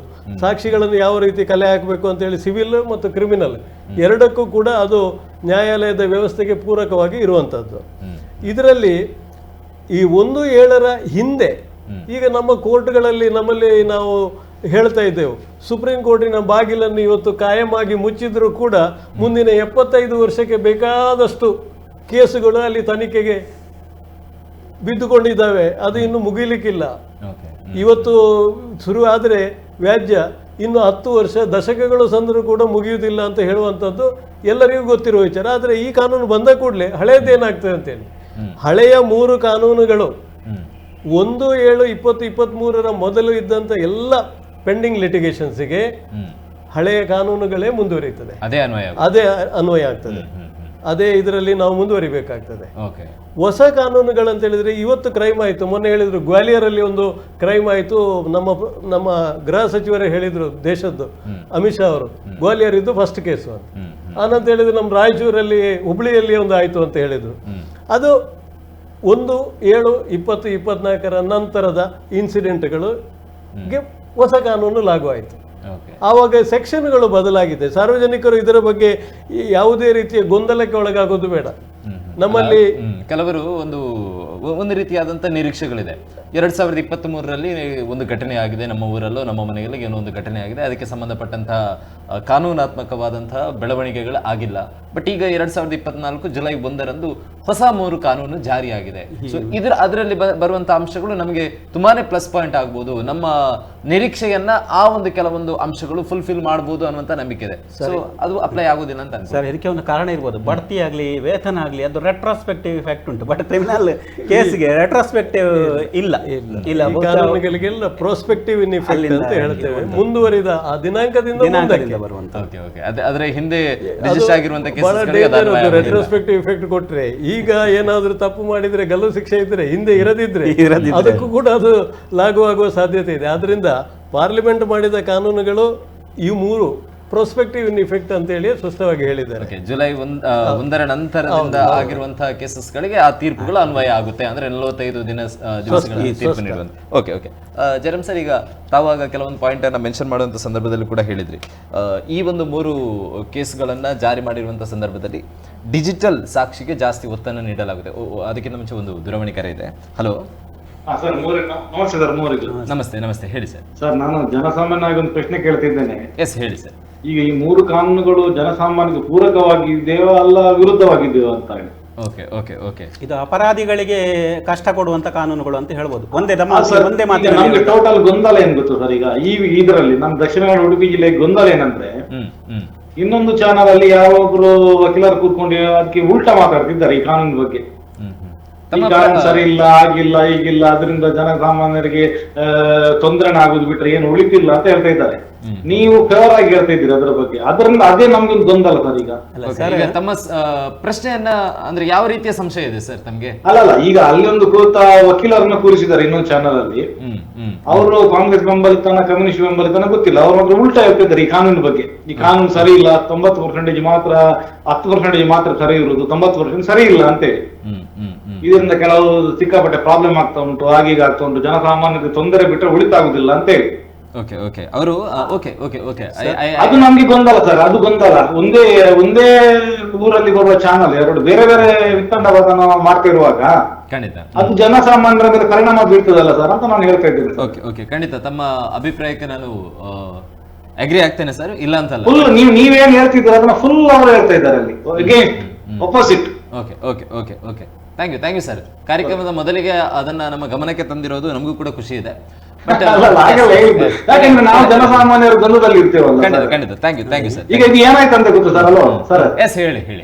ಈಗ ಒಂದು ಸರ್ಕಾರ ಇರ್ತದೆ, ಅದೊಂದು ಬಜೆಟ್ ತರ್ತದೆ, ವಿರೋಧ ಪಕ್ಷ ವಾಪಸ್ ಮಾಡ್ತದೆ, ಒಳ್ಳೆ ಬಜೆಟ್ ಇದ್ರು ಕೂಡ. ಖಂಡಿತ ಇದು ಆ ರೀತಿ ಆಗಿದೆ. ಈ ಕಾನೂನಲ್ಲಿ ಈ ತರ ಕೂಡ ರಾಜಕೀಯ ಬೇಕಾ? ಅಲ್ಲ, ಜನಸಾಮಾನ್ಯ ಉಳಿತಾಗುವ ಕಾನೂನೆಲ್ಲ ತಂದಾಗೂ ಕೂಡ ರಾಜಕೀಯ ಬೇಕಾ ಎಂಬುದು ನಮ್ಮ ಪ್ರಶ್ನೆ ಸರ್. ಖಂಡಿತ ಸರ್. ಬಹಳ ಮಂದಿಗೆ ಒಂದು ಆಕ್ಷೇಪ ಇದೆ, ಅದನ್ನು ನೀವು ಸ್ಟ್ಯಾಂಡಿಂಗ್ ಕಮಿಟಿಗೆ ಕಳಿಸದೆ ನೀವು ಅಂಗೀಕರಿಸಿದ್ರಿ ಅಂತ ಹೇಳಿ ಅಲ್ಲಿ ಚರ್ಚೆ ಆಗ್ಬೇಕಿತ್ತು ಅಂತ ಹೇಳಿ ಒಂದು ಅಭಿಪ್ರಾಯ ಇದೆ. ಈಗ ಅವರು ಹೇಳಿದ ಅಭಿಪ್ರಾಯಗಳು ಕೂಡ ಕೆಲವೊಮ್ಮೆ ಕೆಲವೊಂದು ಹಂತದಲ್ಲಿ ಅಂದ್ರೆ ಆದ್ರೆ ಕಾಂಗ್ರೆಸ್ ಕೂಡ ವಿರೋಧಿಸ್ತಾ ಇದೆ, ಕೆಲವೊಬ್ರು ಅದನ್ನ ವಿರೋಧವಾಗಿ ಮಾತಾಡ್ತಾ ಮೊದಲು ಈ ಚುನಾವಣೆಯ ಪ್ರಚಾರದ ಸಂದರ್ಭದಲ್ಲಿ ವಾಟ್ಸಪ್ ಅಲ್ಲಿ ಒಂದು ವಿಡಿಯೋ ಬಂದಿತ್ತು, ನಾನು ನೆನಪಿರ್ಬೋದು. ಈ ಹೊಸ ಕಾನೂನುಗಳು ಬಂದ್ರೆ, ಹೊಸ ಸಂಹಿತೆಗಳು ಬಂದ್ರೆ ಲಾರಿ ಡ್ರೈವರ್ಗಳೆಲ್ಲ ಜೈಲಲ್ಲಿ ಇರ್ಬೇಕಾಗ್ತದೆ ಅಂತ. ನಾವೇನ್ ಮಾಡುದು ಅಂದ್ರೆ ಅವರ ಹೆಂಡತಿ ಅದನ್ನು ರಿಯಾಕ್ಟ್ ಮಾಡುದು, ಕಾಂಗ್ರೆಸ್ ಮಾತ್ರ ಅದನ್ನು ತೆಗೆದಾಗ್ತದಂತೆ. ಈಗ ಇವರು ಮಾಡಿದ್ರೆ ನಮ್ಮ ಆಕ್ಸಿಡೆಂಟ್ ಮಾಡ್ತಾರೆ, ಇವರೆಲ್ಲ 10 ವರ್ಷ ಜೈಲಲ್ಲಿ ಇರಬೇಕಾಗ್ತದೆ ಅಂತ. ಈಗ ಅದು ಇಷ್ಟರ ತನಕ ಏನಾಗಿದೆ, ಹಿಟ್ ಅಂಡ್ ರನ್ ಆಗಿದ್ರೆ ಅಂತ ದೊಡ್ಡದು ಆ ಸೆಕ್ಷನ್ಗಳಲ್ಲಿ ಸಣ್ಣ ಆಗ್ತಿತ್ತು, ಜಾಮೀನು ಆಗ್ತಿತ್ತು. ಆದರೆ ಅದು ಈಗ ಅದು ಜಿನೋಸೈಡ್ ಮಟ್ಟಕ್ಕೆ ಅದು ಕನ್ಸಿಡರ್ ಆಗ್ತದೆ. ಅಂದರೆ ಹಿಟ್ ಅಂಡ್ ರನ್ ಮಾಡಿದಾಗ ನೀವು ತಕ್ಷಣ ಅವನಿಗೆ ಜೀವ ಉಳಿಸುವಂಥ ಒಂದು ಸಾಧ್ಯತೆ ಇದ್ದಾಗ ವೈದ್ಯಕೀಯ ಉಪಚಾರ ಕೊಡಿಸದೇ ಇದ್ದರೆ ಅದು ದೊಡ್ಡ ಅಪರಾಧವೇ ಆಗ್ತದೆ. ಸೊ ಇಂಥದ್ದೆಲ್ಲ ಇದೆ. ಇಷ್ಟರ ತನಕ ನೋಡಿ, ಕೈಗಾರಿಕಾ ಕ್ರಾಂತಿ ಆದಾಗ ಭಾರತಕ್ಕೆ ಬಂದಾಗ ಮೋಟ್ರ್ಗಳ ವೇಗ ಎಷ್ಟಿತ್ತಪ್ಪ. ಇವತ್ತು ನೀವು 100 ಹೋಗ್ತೀರಿ, ಎದುರಿಗೆ ಸಿಕ್ಕಿದ ಮನುಷ್ಯ ಚಿಂದಿ ಆಗಿ ಬಿಡ್ತಾನೆ. ಆಗ ರೋಡಲ್ಲಿ ಎಷ್ಟು ವಾಹನಗಳಿದ್ವು, ಆಗ ಅವುಗಳ ಅಶ್ವಶಕ್ತಿ ಅಂದರೆ ಇಂಜಿನ್ನ ಶಕ್ತಿ ಎಷ್ಟಿತ್ತು, ಎಷ್ಟು ಸ್ಪೀಡಲ್ಲಿ ಹೋಗ್ಬೋದಿತ್ತು. ನಮ್ಮ ರೋಡ್ಗಳು ಹೇಗಿದ್ವು, ಬ್ರೇಕನ್ನು ಅವೇ ಹಾಕ್ತಿದ್ವು, ಹೊಂಡ ಇರ್ತಿದ್ವು, ಬೇರೆ ಯಾವುದೋ ಕಾರಣಕ್ಕೆ ರೋಡ್ ಹಾಕ್ತಿದ್ವು ಅಲ್ಲ. ಇವತ್ತು ನೀವು ಟೋಲ್ ಹೈವೇ ಮಾಡಿದ್ದೀರಿ, ನಯಸ್ಸಾದ ರೋಡ್ ಬೇಕು ಹೇಳ್ತೀರಿ, ಬಲಿಪಶು ಆಗುವುದು ಮಳೆಗಾಲದಲ್ಲಿ ಹೊಂಡಕ್ಕೆ ಬಿದ್ದು 2 ವೀಲರ್ಗಳು. ಅದು ಮಂಗಳೂರಿನ ಮಟ್ಟಿಗೆ ಗೋಡೆ ಮೇಲೆ ಬರೆದಿಡಬೇಕಾದ ಸತ್ಯ. ಬಟ್ ಈ ಎಲ್ಲ ಬದಲಾವಣೆ ಆದಾಗ ಆ ಕಾನೂನು ಯಾಕೆ ಬಿಗಿ ಆಗಬಾರದು? ಯಾಕೆಂದ್ರೆ ನಮ್ಮ ಮನೆ ನಡೆಯುವುದು ಹೇಗೆ ಅಂತ ಅದನ್ನು ವಿಡಿಯೋ ಮಾಡಿ ಹರಿಬಿಡುವವರು ಇಲ್ಲಿ ಬೀದಿ ಬದಿಯಲ್ಲಿ ಅಥವಾ ರಸ್ತೆಯಲ್ಲಿ ಹಿಟ್ ಅಂಡ್ ರನ್ ಆದಲ್ಲಿ ಸತ್ತವನ ಮನೆ ಹೇಗೆ ನಡೆಯುವುದು, ಹೇಗೆ ನಡಿಬೇಕು? ಮದುವೆ ಇನ್ವಿಟೇಷನ್ ಕೊಟ್ಟ ರಸ್ತೆ ಬದಿಯಲ್ಲಿ ಹೆಣ ಆದರೆ ಅದರ ಪರಿಸ್ಥಿತಿ ಏನಾದೀತು? ಈಗ ಹೀಗೆ ಆದಾಗ ನಿಮ್ಗೆ ಕಾಲಲ್ಲಿ ಬ್ರೇಕ್ ಉಂಟಲ್ಲ, ಅದನ್ನು ಒತ್ತುವ ಪ್ರಜ್ಞೆ ಡ್ರೈವರ್ಗಳಿಗೆ ಬರ್ತದೆ. ಕನಿಷ್ಠ ಪಕ್ಷ ಈ ನೀವು ಶಿಕ್ಷೆ ಬಂದಾಗ ಇದು ಬರ್ತದೆ. ಆದ್ರಿಂದ ನಾನು ಹೇಳಿದ್ದು ಇದು ಜನಕೇಂದ್ರಿತ ಅಂತ ಅಷ್ಟೇ. ಖಂಡಿತ. ಈಗ ದೇಶದಲ್ಲಿ ಅವರು ಹೇಳಿರೋ ಥರ, ಕಾಲರ್ ಒಬ್ರು ಹೇಳಿರೋ ಥರ ಕೆಲವೊಂದು ಪಕ್ಷಗಳು ವಿರೋಧ ಮಾಡ್ತವೆ, ಅದಕ್ಕೋಸ್ಕರನೇ ವಿರೋಧ ಪಕ್ಷಗಳು ಅನ್ನುವಂಥದ್ದನ್ನು ಹೇಳಿಕೆಗಳು. ಬಟ್ ನಾನು ಹೇಳುವ ಥರ ಕಾಂಗ್ರೆಸ್ ಒಂದನ್ನು ಅರ್ಥ ಮಾಡ್ಕೊಳ್ಬೇಕಾಗಿದೆ. ಬ್ರಿಟಿಷರಿಂದ ಸ್ವಾತಂತ್ರ್ಯವನ್ನು ಪಡೆದುಕೊಂಡು ಆಳ್ವಿಕೆಯನ್ನು ನಡೆಸಿದಂತಹ ಕಾಂಗ್ರೆಸ್ ಸರ್ಕಾರ ಇವತ್ತು ಬ್ರಿಟಿಷರು ನಮಗೋಸ್ಕರ ಬಿಟ್ಟು ಹೋದಂತಹ ಕಾನೂನೇ ಬೇಕು ಅಂತ ಹೇಳಿ ಅದರ ಪರವಾಗಿ ಒಲವಿರೋ ಥರ ಬಿಂಬಿಸ್ತಾ ಇದ್ದಾರೆ ಮತ್ತು ಈಗ ಬಂದಿರುವಂಥ ಕಾನೂನನ್ನು ವಿರೋಧವನ್ನು ಮಾಡ್ತಾ ಇದ್ದಾರೆ. ಬಟ್ ಜನರು ಕೂಡ ಒಂದು ಗಮನವನ್ನು ಇಟ್ಕೊಳ್ಬೇಕು. ಅವತ್ತು ಲೋಕಸಭೆಯಲ್ಲಿ ಬಿಲ್ ಮಂಡನೆ ಆಗುವಂಥ ಸಂದರ್ಭದಲ್ಲಿ ಯಾವರು ಕೂಡ ಕಾಂಗ್ರೆಸ್ನ ಬಹುತೇಕರು ಆ ಸದನದಲ್ಲೇ ಇರಲಿಲ್ಲ, ಸದನವನ್ನೇ ತ್ಯಜಿಸಿ ಹೊರಗಿದ್ದಂಥವ್ರು. ಅಂದರೆ ಅಲ್ಲಿ ಏನಾಗಿದೆ, ಆ ವಿಚಾರದ ಕುರಿತಾಗಿ ಏನು ಮಾಹಿತಿ ಅನ್ನುವಂಥದ್ದು ಕೂಡ ಕಾಂಗ್ರೆಸ್ನವರಿಗೂ ಕೂಡ ಅವತ್ತಿನ ಸಂದರ್ಭದಲ್ಲಿ ಗೊತ್ತಿರಲಿಕ್ಕಿಲ್ಲ. ಸೊ ಹಾಗಾಗಿ ರಾಜಕೀಯವಾಗಿ ನೋಡೋದಾದರೆ ಇನ್ನೂ ಕೂಡ ಅವರು ವಿಜೃಂಭಿಸ್ತಾರೆ, ಸಂವಿಧಾನವನ್ನು ಕಿತ್ತುಕೊಳ್ಳುವಂಥ ಕೆಲಸವನ್ನು ಪ್ರಸ್ತುತ ಸರ್ಕಾರ ಮಾಡ್ತಾ ಇದೆ ಅನ್ನುವಂಥದ್ದನ್ನು ಕೂಡ ಅವರು ಹೇಳಿಕೆಯನ್ನು ನೀಡ್ತಾರೆ. ಆದರೆ ಜನರು ನಾವು ಬುದ್ಧಿವಂತರು ಅಂತ ಆದರೆ ಕಳೆದ ಕೆಲವೊಂದು ವರ್ಷದ ಹಿಂದಿನ ಕಥೆಯನ್ನು ನೋಡಿದರೆ, 50 ವರ್ಷಕ್ಕೆ ಹಿಂದೆ ಹೋಗಿ ನೋಡಿದರೆ ಸಂವಿಧಾನವನ್ನು ಯಾರು ಮಾರಾಟ ಮಾಡಿ ಯಾರು ದೇಶವನ್ನು ಕತ್ತಲಲ್ಲಿ ಇರಿಸಿದ್ರು ಅನ್ನುವಂಥದ್ದು ಕೂಡ ನಮ್ಮ ನೆನಪಿಗೆ ಬರುವಂಥದ್ದು. ಓಕೆ, ಆ ವಿಚಾರವಾಗಿ ಹೆಚ್ಚು ಮಾತಾಡ್ತಾ ಹೋದರೆ ಅದೇ ಲೆಂತಿ ಆಗುತ್ತೆ. ಎಸ್ ಜಯರಾಮ್ ಸರ್, ಆಗ ನಾವು ಮಾತಾಡ್ತಾ ಇದ್ವಿ ಡಿಜಿಟಲೀಕರಣಕ್ಕೆ ಈ ಬಾರಿಯ ಈ ಪ್ರಸ್ತುತ ಕಾನೂನಲ್ಲಿ ಹೆಚ್ಚಾಗಿ ಒತ್ತನ್ನು ನೀಡಿದ್ದಾರೆ. ಇದು ಅನಿವಾರ್ಯ ಅಂತ ಅನಿಸ್ತಾ ಇದೆಯಾ ಅಥವಾ ಕೇವಲ ವಿಜೃಂಭಿಸ್ತಾ ಇದ್ದಾರಾ ಈ ವಿಚಾರದಲ್ಲಿ ಅಂತ? ಡಿಜಿಟಲ್ ಬಂದ ಮೇಲೆ ನಮ್ಮಲ್ಲಿ ಕ್ರಿಮಿನಾಲಿಟಿ ಅಂದರೆ ಅಪರಾಧೀಕರಣ ಅಲ್ಲ, ಹಾಗೆ ಭಾವಿಸ್ಬೋದು. ಅಪರಾಧೀಕರಣಕ್ಕೆ ಕೂಡ ವ್ಯಾಖ್ಯೆ ಬದಲಾಗಬೇಕಾಗಿದೆ. ನೀವು ಮಹಿಳೆಯರ ಚಾರಿತ್ರ್ಯ ಹಾನಿಯನ್ನು ಹೇಗೂ ನೀವು ಮಾಡ್ಬೋದಲ್ಲ. ನೀವು ಕ್ಲೋನಿಂಗ್ ಮಾಡ್ತೀರಿ, ಯಾರ ದೇಹಕ್ಕೋ ಯಾರ ಫೋಟೋ ಅಂಟಿಸ್ತೀರಿ. ಒಮ್ಮೆ ಪ್ರಧಾನಿಯವರೇ ಹೇಳಿದ್ದಾರೆ, ಇದಕ್ಕೆ ಆರ್ಟಿಫಿಷಿಯಲ್ ಇಂಟೆಲಿಜೆನ್ಸ್ಗೆ ನಾನೇ ಬಲಿಯಾಗಿದ್ದೇನೆ ಅಂತೇಳಿ ಹೇಳಿದಾರಲ್ಲ. ಆದ್ರಿಂದ ನೀವು ಯಾರದ್ದೋ ಮಾನ ಕಳಿಬೇಕಾದ್ರೆ ನೀವು ಏನು ಮಾಡ್ಬೋದಲ್ಲ. ಇವತ್ತೇನಂತಂದ್ರೆ ಟಾಯ್ಲೆಟ್ನ ಗೋಡೆಗಳಲ್ಲಿ ನಂಬರ್ ಬರ್ದವ ಜಾಮೀನು ತಗೊಂಡು ಹೋಗ್ತಾ ಇದ್ದ ಹಿಂದೆ, ಅವನೆಂತ ಗೊತ್ತಾದರೂ ಸಹ. ಅಂದರೆ ಇನ್ನು ಮುಂದೆ ಸರ್ ಹೇಳಿದರು, ನೀವು ಮೊಬೈಲಿಂದ ಟ್ರ್ಯಾಕ್ ಮಾಡ್ಬೋದು. ಈಗ ಹಿಂದೆ ಎಲ್ಲ ಇಂಥ ಪ್ರಕರಣಗಳನ್ನು ಬೇರಿಸಿದಾಗ ಆಯುಕ್ತರು ಅಥವಾ IPS ದರ್ಜೆ ಅಧಿಕಾರಿಗಳು ಹೇಳ್ತಿದ್ರು, ನಾವು ಇತ್ತೀಚೆಗೆ ನಡೆದ ದರ್ಶನ್ ಪ್ರಕರಣವನ್ನು ನೋಡುವ. ಕಮಿಷನರ್ ಏನು ಹೇಳ್ತಾರೆ, ನಾವು ತಾಂತ್ರಿಕ ಸಾಕ್ಷ್ಯಗಳನ್ನು ಸಂಗ್ರಹಿಸಿದ್ದೇವೆ ಅಂತ ಹೇಳ್ತಾರೆ. ತಾಂತ್ರಿಕ ಸಾಕ್ಷ್ಯಗಳನ್ನು ಸಂಗ್ರಹಿಸಿಯೇ ನಾವು ಮಾಡಿದೆವು. ಬಟ್ ಈ ತಾಂತ್ರಿಕ ಸಾಕ್ಷ್ಯಗಳು ಒಂದು ವೇಳೆ ಹೊಸ ಕಾನೂನು ಜಾರಿ, ಆ ಕಾನೂನುಗಳು ಅದಕ್ಕೆ ಅನ್ವಯಿಸ್ತವೆ ಅಂಥೇಳಿ ಆದರೆ ಅದು ಬಹಳ ಕಠಿಣ ಶಿಕ್ಷೆ ಆಗ್ತದೆ. ಆದರೆ ಈ ತಾಂತ್ರಿಕ ಸಾಕ್ಷ್ಯಗಳು ಹಳೆ ಕಾಯ್ದೆಯಲ್ಲಿ ಮಾನ್ಯತೆ ಇಲ್ಲಲ್ಲ.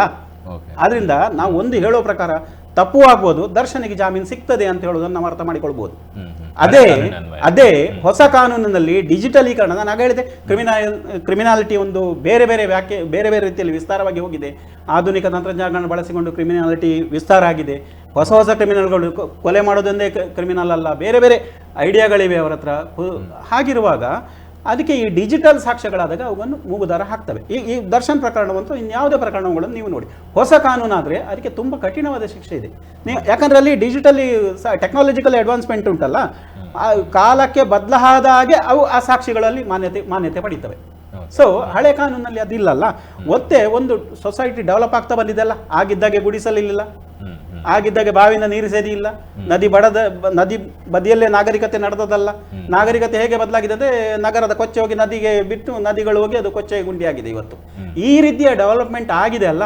ಆದ್ರಿಂದ ನೀವು ಈ ಕಾನೂನುಗಳನ್ನು ಹೊಸ ಪರಿಸರಕ್ಕೆ ಸಂಬಂಧಪಟ್ಟ ಹಾಗೆ, ನಾಗರಿಕರ ತಿಳುವಳಿಕೆ ಹೆಚ್ಚಾದ ಹಾಗೆ ಹೊಸ ಹೊಸ ಕಾನೂನುಗಳು ಆ ಕಾಲಕ್ಕೆ ಬದಲಾದಾಗೆ ಒಂದು ಅನಿವಾರ್ಯವಾಗಿ ಸೃಷ್ಟಿಯಾಗಿದ್ದಾವೆ ಅಂತ ಇದನ್ನ ಭಾವಿಸಬೇಕಾಗ್ತದೆ. ಇದು ನನ್ನ ಅಭಿಪ್ರಾಯ ಆಗಿದೆ. ಎಸ್, ನಾವು ಕೂಡ ಹೇಳ್ತಾ ಇರುವಂಥದ್ದಷ್ಟೇ. ಇಲ್ಲಿ ಯಾವುದೇ ಕಾನೂನು, ಈಗ ಹೊಸದಾಗಿ ಬಂದಿರುವಂತಹ 3 ಕಾನೂನು ಅದು ಸರಿಯಾಗಿದೆ, ಕೇಂದ್ರ ಸರ್ಕಾರದ ಉತ್ತಮ ನಿಲುವು ಅಂತ ಹೇಳಿ ನಾವು ಇಲ್ಲಿ ಬಿಂಬಿಸ್ತಾ ಇಲ್ಲ. ಬದಲಾಗಿ ತಂದಿರುವಂತಹ 3 ಕಾನೂನಲ್ಲಿ ಏನೆಲ್ಲ ಅಂಶಗಳಿದೆ, ಅದರಲ್ಲಿ ಏನಾದರೂ ತಪ್ಪಿದೆಯಾ, ಅಥವಾ ತಂದಿರುವಂಥದ್ರಲ್ಲಿ ಏನು ಬದಲಾವಣೆ ಇದೆ.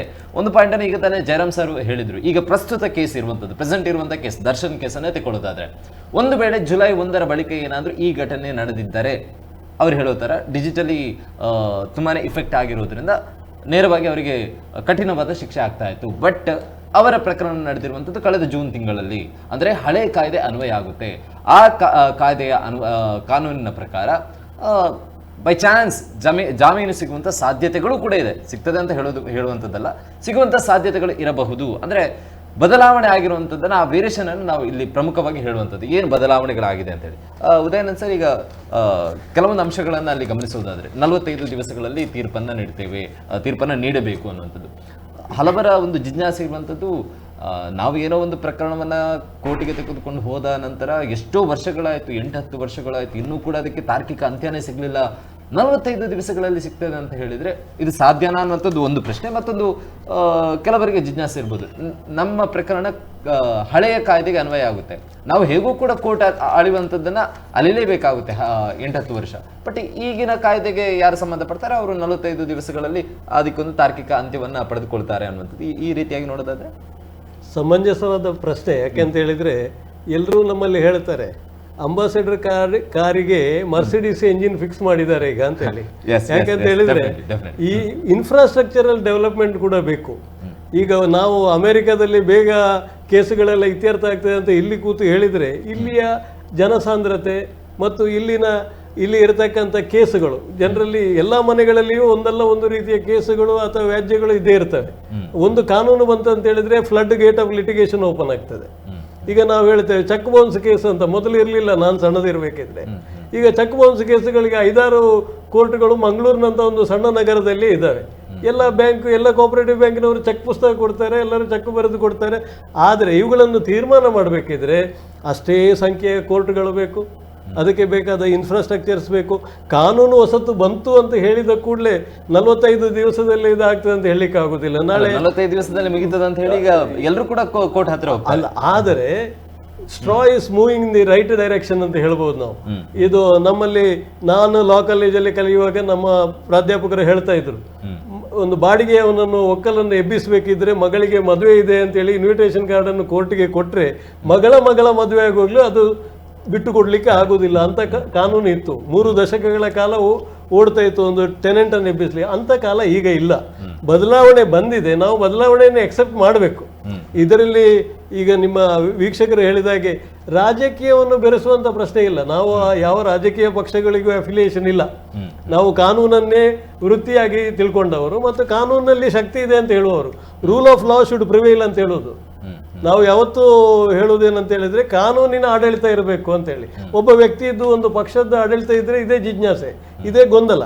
ಆದರೆ ಕಾನೂನು ಸ್ಪಷ್ಟವಾಗಿರಬೇಕು. ಕಾನೂನಲ್ಲಿ ಪರಂತುಗಳೆಲ್ಲ ಸ್ವಲ್ಪ ಕಡಿಮೆಯಾಗಿ ಸ್ಪಷ್ಟ ನೇರ ಕಾನೂನು ಇದ್ರೆ ಅಲ್ಲಿ rule of law will prevail ಅಂತ ಹೇಳೋದನ್ನು ತಿಳ್ಕೊಂಡವ ನಾನು. ಯಾಕೆಂತ ಹೇಳಿದ್ರೆ 45 ದಿವಸದಲ್ಲಿ ಆಗ್ತದೆ ಅಂತ ಹೇಳುವಂಥದ್ದು ಒಂದು ದೂರದ ಸತ್ಯ ಅಂತ ನಾನು ಹೇಳುತ್ತೇನೆ. ಈಗಿನ ಪರಿಸ್ಥಿತಿಯನ್ನು ನೋಡಿಕೊಂಡು ಇದ್ದ ವ್ಯವಸ್ಥೆಯಲ್ಲಿ ಇದನ್ನೆಲ್ಲ ಅಚೀವ್ ಮಾಡಲಿಕ್ಕೆ ಸಾಧ್ಯ ಇಲ್ಲ. ಆದರೆ ಕಾನೂನು ಒಂದು ಉತ್ತಮ ರೀತಿಯಲ್ಲಿ ಆ ಜಿಜ್ಞಾಸೆಗೆ ಒಂದು ಅವಕಾಶ ಮಾಡಿಕೊಟ್ಟಿದೆ, ಪಾಸಿಟಿವ್ ಥಿಂಕಿಂಗಿಗೆ ಒಂದು ಅವಕಾಶ ಮಾಡಿಕೊಟ್ಟಿದೆ ಅಂತ ನಾವು ತಿಳ್ಕೊಳ್ಬಹುದು. ಸರ್ ಒಂದು ಸ್ಮಾಲ್ ಕರೆಕ್ಷನ್, ಅದು ವಿಚಾರಣೆ ಮುಕ್ತಾಯವಾದ 45 ದಿವಸ ಹೌದು. ವಿಚಾರಣೆ ಮುಕ್ತಾಯವಾದ 45 ದಿವಸ. ನ್ಯಾಯಾಧೀಶರಿಗೆ ಒಂದು ಬದ್ಧತೆ ಇದೆಯಲ್ಲ. ಹೌದೌದು. Once it is reserved for judgment, they have to pronounce the judgment. They cannot take unnecessary adjournments. Correct. ಅದಕ್ಕೆ ಕಡಿವಾಣ ಹಾಕಿದ್ದಾರೆ ಈಗ ಎಲ್ಲ ಕಕ್ಷಿಗಾರರಿಗೂ. ಅದೇ ನಾವು ಕೋರ್ಟ್ಗೆ ಹೇಗೆ ಹೋಗುದು, justice delayed is justice denied ಅಂತ ಹೇಳ್ತಾರೆ, justice hurried is also justice buried ಅಂತಾರೆ. ಇದು ಎರಡರ ಮಧ್ಯೆ ನಾವು ತಾಕಲಾಟ ಮಾಡ್ಕೊ ಹೋಗ್ಬೇಕು. ಬಟ್ ಸರ್ ಒಂದು ಏನಂತಂದ್ರೆ, ಈ ಕನ್ವಿಕ್ಷನ್ ಇರಲಿ ಬೇರೆ ಯಾವುದೇ ಇರಲಿ ಬೇಗ ಆಗ್ತದೆ ಅಂತ ಹೇಳಿದಾಗ ಮೀಡಿಯೇಷನ್ ಸ್ವಲ್ಪ ಹೆಚ್ಚು ಒತ್ತು ಬರ್ಬೋದು. ಈಗಿನದಕ್ಕೆ ಅಂದ್ರೆ ಏನಾದ್ರೂ ಡಿಸ್ಪೋಸ್ ಆಗ್ತದೆ. ಸುಳ್ಳು ಹೇಳಿ ಕೋರ್ಟಿಗೆ ಹೋಗದೆ ಭಗವದ್ಗೀತೆ ಮುಟ್ಟಿ ಹೇಳುವುದೇ ಸುಳ್ಳು ಹೆಚ್ಚಿನವರು ಅಲ್ಲ, ಅಪವಾದಗಳು ಒಂದು ಸ್ವಲ್ಪ ಇರ್ಬೋದೇನೋ, ಇರುವುದೇ ಸುಳ್ಳು. ಆದ್ರಿಂದ ಅಲ್ಲಿ ಇಬ್ರು ಸುಳ್ಳು ಹೇಳಿತಾರೆ, ಎರಡು ಕಡೆಗೆ ಏನಾದ್ರು ಮೀಡಿಯೇಷನ್ ಆಗಿ ಒಂದೆರಡು ಮೀಡಿಯೇಷನ್ ಅಲ್ಲಿ ಬಹುತೇಕ ಕೇಸ್ ಲೋಡ್ ಕಡಿಮೆ ಆಗ್ಬೋದು ಅಂತ ನನಗೆ ಕಾಣ್ತದೆ. ಅದು ಈ ಕಾನೂನಿನ ಜೊತೆಗೆ ಜಯರಾಮ್ರು ಹೇಳಿದಾಗೆ ಆಲ್ಟರ್ನೇಟಿವ್ ಡಿಸ್ಪ್ಯೂಟ್ ರೆಸಲ್ಯೂಷನ್ ಸಿಸ್ಟಮ್ಗೆ ನಾವು ಒಗ್ಗಿಕೊಳ್ಳಬೇಕು. ಮೀಡಿಯೇಷನ್, ಆರ್ಬಿಟ್ರೇಷನ್, ಲೋಕ ಅದಾಲತ್ಸು ಅಥವಾ ಸೆಟಲ್ಮೆಂಟ್ಸು ಇಂಥವುಗಳಿಗೂ ಕೂಡ ಕಾನೂನಿನ ಒಂದು ಆಧಾರವನ್ನೇ ಕೊಟ್ಟರೆ ಕೋರ್ಟ್ಗಳಿಗೆ ಬರ್ಡನ್ ಸ್ವಲ್ಪ ಕಮ್ಮಿ ಆಗ್ತದೆ. ಅದರ ಜೊತೆಗೆ ಇಂಥ ಕಾನೂನುಗಳು, ಈ 3 ಕಾನೂನುಗಳಿಗೆ ಬಂದಿದೆ. ಕ್ರಿಮಿನಲ್ ಜಸ್ಟಿಸ್ ಸಿಸ್ಟಮಲ್ಲಿ ಬದಲಾವಣೆ ಆಗೋದ್ರಲ್ಲಿ ಯಾವುದೇ ಸಂಶಯ ಇಲ್ಲ. ಇದರಲ್ಲಿ ನಾವು ರಾಜಕೀಯ ಮಾಡಬೇಕಂತ ಏನಿಲ್ಲ. ಯಾಕಂತೇಳಿ ಇದರಲ್ಲಿ ಇದೆ ಡಿಜಿಟಲ್. ಜಯರಾಮ್ರು ಹೇಳಿದರು ಡಿಜಿಟಲ್ ಬ್ಯಾಂಕ್ ಅಂತಲೇ ಮಾಡಬೇಕು ಅಂತ ಹೇಳ್ತಾರೆ. ಪ್ರಧಾನಮಂತ್ರಿಗಳು ಇದನ್ನು ಈಗಾಗಲೇ ಹೇಳಿದ್ದಾರೆ. ಎಲ್ಲ ರೀಜನಲ್ FSLಗಳು, ಫಾರೆನ್ಸಿಕ್ ಸೈನ್ಸ್ ಲ್ಯಾಬೊರೇಟರಿಗಳನ್ನು ನಾವು ಪ್ರತಿ ನಗರದಲ್ಲಿ ಕೂಡ ಎಸ್ಟಾಬ್ಲಿಷ್ ಮಾಡ್ತೇವೆ ಅಂತೇಳಿ. ಯಾಕೆಂದ್ರೆ ಈ DNA test, scientific evidence, technical evidence ಇದನ್ನೆಲ್ಲ ಕೊಡ್ಲಿಕ್ಕೆ ಎಕ್ಸ್ಪರ್ಟ್ಗಳಿದ್ದಾರೆ.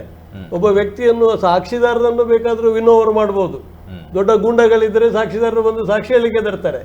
ಅಂತ ಸಂದರ್ಭದಲ್ಲಿ ಈ ಇಂಡಿಪೆಂಡೆಂಟ್ ವಿಟ್ನೆಸ್ಗಳು ಯಾರಿದ್ದಾರೆ, ಟೆಕ್ನಿಕಲ್ ಎಕ್ಸ್ಪರ್ಟ್ಸ್, ಸೈಂಟಿಫಿಕ್ ಎಕ್ಸ್ಪರ್ಟ್ಸ್, ಇವರ ಸಾಕ್ಷಿಗಳು ಕೂಡ ಬಹಳ ಪ್ರಾಮುಖ್ಯತೆಯನ್ನು ತೋರಿಸ್ತದೆ ಕ್ರಿಮಿನಲ್ ಕೇಸುಗಳಲ್ಲಿ. ಅದಕ್ಕೆ ಈಗ ಹೊಸ ಟೀಮೇ ಮಾಡಿದ್ದಾರೆ, FSL ಟೀಮ್ ಹೋಗಬೇಕು. ಒಂದು ಕಡೆಯಲ್ಲಿ ಕ್ರೈಮ್ ಆಯಿತು, ಅಲ್ಲಿ ಬ್ಲಡ್ ಸ್ಟೈನ್ ಇತ್ತು ಅಂತ ಹೇಳಿದ್ರೆ immediately the team should rush to the spot. They collect instant evidence. ಅದನ್ನು ಮತ್ತೆ ಲ್ಯಾಬೊರೇಟರಿಗೆ ಕಳಿಸಿ ಪೂರಕ ಸಾಕ್ಷಿ ಪುರಾವೆಗಳನ್ನು ಕೂಡ ನ್ಯಾಯಾಲಯಕ್ಕೆ ಸಲ್ಲಿಸುವಂಥದ್ದು ಬಹಳ ಉತ್ತಮ ಬದಲಾವಣೆ ಅಂತ ನಾನು ತಿಳ್ಕೊಂಡಿದ್ದೇನೆ. ಖಂಡಿತ ಈ ಒಂದು ಕಾನೂನನ್ನ ಇಲ್ಲ ಇದು ಸರಿ ಇಲ್ಲ, ಇದನ್ನು ವಿರೋಧ ಮಾಡಲೇಬೇಕು ಅನ್ನುವಂಥವರು ತುಂಬಾ ಜನ ಇದ್ದಾರೆ. ಅಂಥವರಿಗೆ ನೇರವಾಗಿ ಹೇಳೋದಾದ್ರೆ ಈ ಕಾನೂನಿನ ಕೆಲವೊಂದು ಅಂಶಗಳನ್ನು ಗಮನಿಸಿಕೊಳ್ಳಿ. ಅದರಲ್ಲಿರೋ ಪ್ರಕಾರ ತಾವು ಯಾವುದೇ ಪರ್ಟಿಕ್ಯುಲರ್ ಇದೇ ತಮ್ಮ ಊರಿನ ಇದೇ ಸ್ಟೇಷನ್ಗೆ ಹೋಗ್ಬೇಕನ್ನುವಂಥ ಇಲ್ಲಿ ಕಾನೂನುಗಳನ್ನು ಮೆನ್ಷನ್ ಮಾಡಿಲ್ಲ. ತಮಗೆ ಯಾವುದೇ ಪೊಲೀಸ್ ಸ್ಟೇಷನ್ ಹೋಗ್ಬೋದ್ರಿ. ನಿಮ್ಮ ಊರಲ್ಲಿರುವಂತಹ ಪೊಲೀಸ್ ಸ್ಟೇಷನ್ ಅಲ್ಲಿ ಯಾವುದೋ ಒಬ್ಬ ರಾಜಕೀಯ ನಾಯಕನ ಪ್ರಭಾವದಿಂದ ಆ ಕೇಸನ್ನ ತಳ್ಳಿ ಹಾಕುವಂತ ಪ್ರಯತ್ನಗಳನ್ನ ಮಾಡಬಹುದು. ಅದರ ಬದಲಾಗಿ ತಾವು ಬೇರೆ ಸ್ಟೇಷನ್ ಏನಾದ್ರೂ ಇದೆಯಾ ತಮ್ಮ ಸಂಪರ್ಕದಲ್ಲಿರುವಂಥದ್ದು ಅಲ್ಲಿಗೆ ಹೋಗಿ. ಇದರಿಂದ ಜನಸಾಮಾನ್ಯರಿಗೆ ಲಾಭನೇ ಆಗುವಂಥದ್ದು. ಇದರ ಜೊತೆಗೆ 45 ವಿಚಾರಣೆ ಆದ ಬಳಿಕ 45 ದಿವಸಗಳ ಒಳಗೆ ತೀರ್ಪು ಸಿಗಬೇಕು ಅನ್ನುವಂಥದ್ದನ್ನು ನೀಡ್ತಾ ಇದೆ. ಅಂದ್ರೆ ಪ್ರತಿಯೊಬ್ಬರಿಗೂ ಕೂಡ ಕೆಳಗಿನ ಪ್ರಮುಖ ಅಂದ್ರೆ ಪ್ರಾಥಮಿಕ ಹಂತದಿಂದ ಹಿಡಿದು ಕೊನೆಗೆ ತೀರ್ಪನ್ನು ನೀಡುವಂತಹ ಜಡ್ಜಿನ ತನಕವೂ ಕೂಡ ಕೆಲವೊಂದು ಟೈಮ್ ಡ್ಯೂರೇಷನ್ ಅನ್ನು ನೀಡಿದ್ದಾರೆ. ಇದು ಜನಸಾಮಾನ್ಯರಿಗೆ ಸಹಾಯ ಆಗುವಂಥದ್ದು. ಇಂತಹ ಹಲವು ಅಂಶಗಳಿದೆ. ಸೊ ಹಾಗಾಗಿ ಇದು ರಾಜಕೀಯವಾಗಿ ನೋಡುವಂಥವರು ನೋಡ್ತಾರೆ, ಅದರಲ್ಲಿ ತಪ್ಪಿದೆ ಅನ್ನುವಂಥದ್ದು. ಆ ರೀತಿಯಾಗಿ ವಿರೋಧವನ್ನ ಮಾಡುವವರು ಮಾಡೇ ಮಾಡ್ತಾರೆ. ಅದಕ್ಕಿಂತ ಮುಂಚೆ ಒಂದು ದೂರವಾಣಿ ಕರೆ ಇದೆ. ಹಲೋ ಎಸ್ ಹೇಳಿ ಸರ್. ಏನಾಗಿತ್ತಂದ್ರೆ ಇಲ್ಲಿ ಕೆಲವೊಂದು ಮಿಸ್ಯೂಸ್ ಆಗ್ತಿದೆ. ನೋಡಿ, ಈಗ ಒಂದು ವೇಳೆ ಒಂದು ದ್ವೇಷ ಸಾಧಿಸಲಿಕ್ಕೋಸ್ಕರ ಅಥವಾ ಹಾಗೆ ಸಾಧಿಸಲಿಕ್ಕೋಸ್ಕರ ಅಥವಾ ಯಾರಲ್ಲಾದ್ರೂ ವೈರತ್ವ ಇದ್ರೆ ಅವರನ್ನು ಫಿಕ್ಸ್ ಮಾಡ್ಲಿಕ್ಕೆ ಆಗ್ತದೆ. ಅಲ್ಲಿ ಏನಾದ್ರೂ ಸಮಸ್ಯೆ ಆದ್ರೆ, ಈಗ ನೋಡಿ, ಒಂದು ಪೊಲೀಸ್ ಸಬ್ ಇನ್ಸ್ಪೆಕ್ಟರ್ ಆಗಲಿ ಪೊಲೀಸರಾಗಿ ಒಬ್ಬರನ್ನು ಅರೆಸ್ಟ್ ಮಾಡಿ ಉದ್ದೇಶಪೂರ್ವಕವಾಗಿ ಏನೋ ಒಂದು ದುರುದ್ದೇಶದಿಂದ ಮಾಡಿದ್ರೆ ಆ ಪೊಲೀಸ್ ಅಥವಾ SI ಅನ್ನು ನಾವು ಡೈರೆಕ್ಟ್ ಆಗಿ ಕಾನೂನು ಪ್ರಕಾರ ಪ್ರಶ್ನಿಸ್ಲಿಕ್ಕಿಲ್ಲ. ಅಂದ್ರೆ ಅವರ ಮೇಲಾಧಿಕಾರಿಗಳಲ್ಲಿ ಹೇಳ್ಬೇಕು. ಮೇಲಾಧಿಕಾರಿಗಳಲ್ಲಿ ಹೇಳ್ಬೇಕಾದ್ರೆ ಮೇಲಾಧಿಕಾರಿ ಈಗ ನೀವು ನಿಮ್ಮ ಒಂದು ಮೀಡಿಯಾದಲ್ಲಿ ಇನ್ನೊಬ್ರು ನಿಮ್ಮ ಸೀನಿಯರ್ ನಿಮ್ಮನ್ನು ಬಿಟ್ಕೊಡ್ತಾರೆ ಇಲ್ಲ, ಅದೇ ರೀತಿ ಆಗುವ ಸಂಭವ ಇದೆ. ಮತ್ತೆ ಇವನನ್ನು ಅಲ್ಲಿ ಅವರು ಬ್ಲಾಕ್ ಮೇಲ್ ಮಾಡಿ ಅಲ್ಲಿ ಸ್ವಲ್ಪ ಭ್ರಷ್ಟಾಚಾರ ನಡೆಯುವಂತ ವ್ಯವಸ್ಥೆ ಇರುತ್ತೆ. ಇಲ್ಲಂದ್ರೆ ಒಂದು ನೋಡಿ, ಗಾಂಜಾ ಕೇಸಲ್ಲಿ ಸುಮ್ನೆ ಇದರಲ್ಲಿ ಇಟ್ಕೊಂಡು ಫೋಟೋ ತೆಗೆದು ಅದು ಕೂಡ ಮಾಡ್ಲಿಕ್ಕೆ ಆಗ್ತದೆ. ಈಗ ವಂಚನೆ ಕೇಸಲ್ಲಿ ನೀವು 50,000 ಚೆಕ್ ಯಾರಿಗೆ ಕೊಟ್ಟಿರ್ತೀರಿ, ಅವ 50,000ವನ್ನು 1 ಲಕ್ಷ ಅಥವಾ 2 ಲಕ್ಷ ಏನೋ ಮಾಡಿರ್ಬೋದು. ಯಾಕಂದ್ರೆ ಬರೆದಿರುವುದಿಲ್ಲ. ನೀವು ಅಲ್ಲಿ ಅವರ ಜೊತೆ ಮಾತಾಡ್ಬೇಕಾದ್ರೆ ಅಲ್ಲಿ ಅಮೌಂಟ್ ಬರಿಬೇಡಿ ಅಂತ ಹೇಳ್ತಾರೆ. ಅಲ್ಲಿ ಕೋರ್ಟ್ ಅಲ್ಲಿ ಏನ್ ಮಾಡ್ತಾರೆ, ನೀವು 50,000 ತಗೊಂಡಿದ್ರೆ 1 ಲಕ್ಷ ಬರ್ತಿರ್ತಾನೆ. ಇಂಥ ಇದು ನಡೀತವೆ. ಇಂಥ ಬಗ್ಗೆ ಸ್ವಲ್ಪ ಪ್ರಾಕ್ಟಿಕಲ್ ಆಗಿ ಕೂಡ ಚಿಂತೆ ಮಾಡ್ಬೇಕು. ಇನ್ನೊಂದು ಏನಾಗಿದೆ, ಈಗ ಕೆಲವೊಂದು ವಿಚಾರ ಏನಾಗಿದೆ, ಓಲ್ಡ್ ವೈನ್ ಇನ್ ನ್ಯೂ ಬಾಟ್ಲಿ ಅನ್ನೋ ಆಗಿದೆ. ಕೆಲವೊಂದು ವಿಚಾರ ಅದೇನಾಗಿದೆ ಅಂದ್ರೆ ಅದಿಯಲ್ಲ ಮಗಳ ಗಂಡ ಅಂತ ಆಗಿದೆ. ಇಂಥದ್ದು ಕೆಲವೊಂದು ಎಡವಟ್ಟಾಗಿದೆ. ಇನ್ನೊಂದು ಏನಪ್ಪಾ ಅಂದ್ರೆ ಇದು ರಾಜಕಾರಣಿಗಳಿಗೆ ಕೂಡ ಇದೇ ಕೇಸ್ಗಳು ಕೆಲವು ಅನ್ವಯ ಆಗುತ್ತಲ್ಲ, ಇಂಥದ್ರಿಂದ ಸಮಸ್ಯೆ ಆಗ್ತದ, ಅವರಿಗೂ ಇದೇ ಇದು ಆಗುತ್ತಾ ಅನ್ನೋದು ನೋಡ್ಬೇಕು. ಇನ್ನೊಂದು ಕೆಲವು ಪೊಲೀಸ್ ಆಕ್ಟ್ ಉಂಟಲ್ಲ, ಅದು ಬ್ರಿಟಿಷ್ ಆಡಳಿತದಲ್ಲಿ ಇದ್ದಂತ ಪೊಲೀಸ್ ಆಕ್ಟ್ಗಳು, ಅದನ್ನು ಸ್ವಲ್ಪ ಚೇಂಜ್ ಮಾಡೋದು ಒಳ್ಳೇದು ಅಂತ ನನ್ನ ಅನಿಸಿಕೆ. ಯಾಕೆಂದ್ರೆ ಪೊಲೀಸ್ ಆಕ್ಟ್ ಅಲ್ಲಿ ಅವರಿಗೆ ನೋಡಿ ಸ್ಯಾಲ್ರಿ ನೋಡಿ, ಅವ್ರು ಭ್ರಷ್ಟಾಚಾರ ಆಗ್ಲಿಕ್ಕೂ ಕಾರಣ ಏನಂದ್ರೆ ಸ್ಯಾಲ್ರಿ ಕಮ್ಮಿ ಆಗಿರುತ್ತೆ. ಅವರಿಗೆ ಬೇಕಾದಾಗೆ ಸ್ಯಾಲ್ರಿ ಕೊಟ್ಟು ಒಂದು ಒಳ್ಳೆ ರೀತಿಯಲ್ಲಿ ಅವರಿಗೆ ವ್ಯವಸ್ಥೆ ಮಾಡಿದ್ರೆ, ಕಾನೂನಲ್ಲಿ ತಿದ್ದುಪಡಿ ಮಾಡಿದ್ರೆ, ಪೊಲೀಸ್ ಆಕ್ಟ್ ಗೆ ಒಂದು ತಿದ್ದುಪಡಿ ಮಾಡಿದ್ರೆ ಇನ್ನೂ ಅನುಕೂಲ ಆಗುತ್ತೆ ಅನ್ನೋ ನಮ್ಮ ಒಂದು ಅನಿಸಿಕೆ. ತಮಗೆ ಹೇಳಿದಾಗೆ ನೋಡಿ, ತಪಾಸಣೆ ಮತ್ತು ಜಪ್ತಿ ಸಮಯದಲ್ಲಿ ದೃಶ್ಯ ಚಿತ್ರೀಕರಣವನ್ನು ಕಡ್ಡಾಯಗೊಳಿಸಲಾಗಿದೆ ಹೊಸ ಕಾಯ್ದೆಯಲ್ಲಿ. ನೀವೇನು ಮಾಡಲಿಕ್ಕೆ ಆಗೋದಿಲ್ಲ, ಪ್ರತಿಯೊಂದಕ್ಕೂ ಅವರು ಡಾಕ್ಯುಮೆಂಟ್ ಇಡಬೇಕು, ಪ್ರತಿಯೊಂದಕ್ಕೂ ಡಾಕ್ಯುಮೆಂಟ್ ಇಡಬೇಕು. ಬಂಧಿತ ವ್ಯಕ್ತಿಗಳ ಬಗ್ಗೆ ಮಾಹಿತಿ ನೀಡುವುದನ್ನು ಕಡ್ಡಾಯಗೊಳಿಸಲಾಗಿದೆ. ನಾನು ಸ್ವಲ್ಪ ಇಂಗ್ಲಿಷ್ನ ಕನ್ನಡಕ್ಕೆ ತರಗೋ ಸ್ವಲ್ಪ ಅದರಲ್ಲಿ ಹೆಚ್ಚು ಕಡಿಮೆ ಆಗಿ 3 ವರ್ಷಕ್ಕಿಂತ ಕಡಿಮೆ ಶಿಕ್ಷೆ ಮತ್ತು 60 ವರ್ಷಕ್ಕಿಂತ ಮೇಲ್ಪಟ್ಟ ಪ್ರಕರಣಗಳಿಗೆ ಮ್ಯಾಜಿಸ್ಟ್ರೇಟರಿಂದ ಪೂರ್ವಾನುಮತಿ ಕಡ್ಡಾಯಗೊಳಿಸಲಾಗಿದೆ. ಎಲ್ಲ ಅದರಲ್ಲೇ ಇರುವಂಥದ್ದು. ಬಂಧಿತ ವ್ಯಕ್ತಿಯನ್ನು 24 ಗಂಟೆಗಳ ಒಳಗೆ ಮ್ಯಾಜಿಸ್ಟ್ರೇಟ್ ಮುಂದೆ ಹಾಜರುಪಡಿಸಬೇಕು. 20ಕ್ಕೂ ಹೆಚ್ಚು ನಿಬಂಧನೆಗಳು ಪೊಲೀಸ್ ಹೊಣೆಗಾರಿಕೆಯನ್ನು ಖಚಿತಪಡಿಸುತ್ತವೆ. ಈಗ ತಾವು ಹೇಳಿದ್ರಿ ಚೆಕ್ 50,000 ಬರಿಬೇಡಿ ಹೇಳ್ತಾನೆ, ಓದಿದವಲ್ಲ ಚೆಕ್ ತಗೊಳ್ಳೋದು, ಯಾಕೆ ಖಾಲಿ ಕೊಡಬೇಕು? ಸಿಂಪಲ್. ಈಗ ಯಾಕೆ ಖಾಲಿ ಕೊಡಬೇಕು? ಓದಿದವರು ತಾನೇ ಚೆಕ್ ಕೊಡೋದು. ಓದು ಬರಹ ಗೊತ್ತಿದ್ದವರು, ಅಕ್ಷರಸ್ಥರು, ಎಲ್ಲ ಕಾನೂನು ಸ್ವಲ್ಪ ಮಟ್ಟಿಗೆ ತಿಳಿದವ್ರಿಗೂ ಕೊಡೋದಲ್ಲ. ಖಾಲಿ ಯಾಕೆ ಕೊಡ್ತೀರಿ? ಬರದೇ ಕೊಡಿ 50,000 ಅಲ್ವಾ? ನಮಗೂ ನಾಗರಿಕನಾಗಿ ನಮಗೊಂದು ಹೊಣೆಗಾರಿಕೆ ಇದೆ ಅಲ್ಲ. ಅದನ್ನ ಎಲ್ಲವನ್ನು ಸರ್ಕಾರ ಮಾಡಬೇಕು ಹೇಳಿದ್ರೆ ನನ್ನ ಜೀವನ ನೀನು ಸಾಕು ಅಂತ ಹೇಳಲಿಕ್ಕೆ ಸರ್ಕಾರಕ್ಕಾಗ್ತದಾ? ನಾವು ತೆರಿಗೆ ಕೊಡ್ತೇವೆ ಅಲ್ಲ. ಅದು ಕೆಲವೊಮ್ಮೆ ಅದು ಕೆಲವೊಂದು ತರ್ಕಗಳು ಬಹಳ ಅಬ್ಸರ್ಡ್ ಆಗ್ತವೆ. ಆಮೇಲೆ ಮೊದಲ ಬಾರಿಗೆ ಪ್ರಾಥಮಿಕ ವಿಚಾರಣೆಯ ನಿಬಂಧನೆಯನ್ನು ಕಡ್ಡಾಯ ಮಾಡಲಾಗಿದೆ. ಎಲ್ಲ ಡಿಜಿಟಲ್ ಸಾಕ್ಷ್ಯಗಳು ಬಹಳ ಮುಖ್ಯ ಪಾತ್ರ ವಹಿಸ್ತವೆ. ಈಗ ಇನ್ನು ಇದನ್ನು ಹೇಗೆ ಡೋಂಗಿ ಮಾಡೋದು ಅಂತ ಕಲಿಬೇಕಾದ್ರೆ ಅದು ಬೇರೆ ಮುಂದಿನದ್ದು. ಮತ್ತು ಅದು ಬಹಳ ಮುಖ್ಯವಾಗಿ ಏನಂತ ಹೇಳಿದರೆ, ಮುಂದೆ ವಿಶ್ವದ ಅತ್ಯಂತ ಇದೇ ಫೈನಲ್ ಅಂತ ಹೇಳೋದಿಲ್ಲ, ಅದರಲ್ಲಿ ಮುಂದೆ ಹೇಳೋದು ತಂತ್ರಜ್ಞಾನದ ಬಳಕೆಯಲ್ಲಿ ಬರುವ ಒಂದು ಅಂಶ ಇದು. ನಾವು ವಿಶ್ವದ ಅತ್ಯಂತ ಆಧುನಿಕ ನ್ಯಾಯ ವ್ಯವಸ್ಥೆಯನ್ನು ರಚಿಸಬೇಕಾಗಿದೆ ಅಂತ ಹೇಳ್ತದೆ. ಇದು ಫೈನಲ್ ಅಂತ ಹೇಳೋದಿಲ್ಲ, ಇದು ಫೈನಲ್ ಅಂತ ಅದು ಎಲ್ಲೂ ಹೇಳಿಲ್ಲ.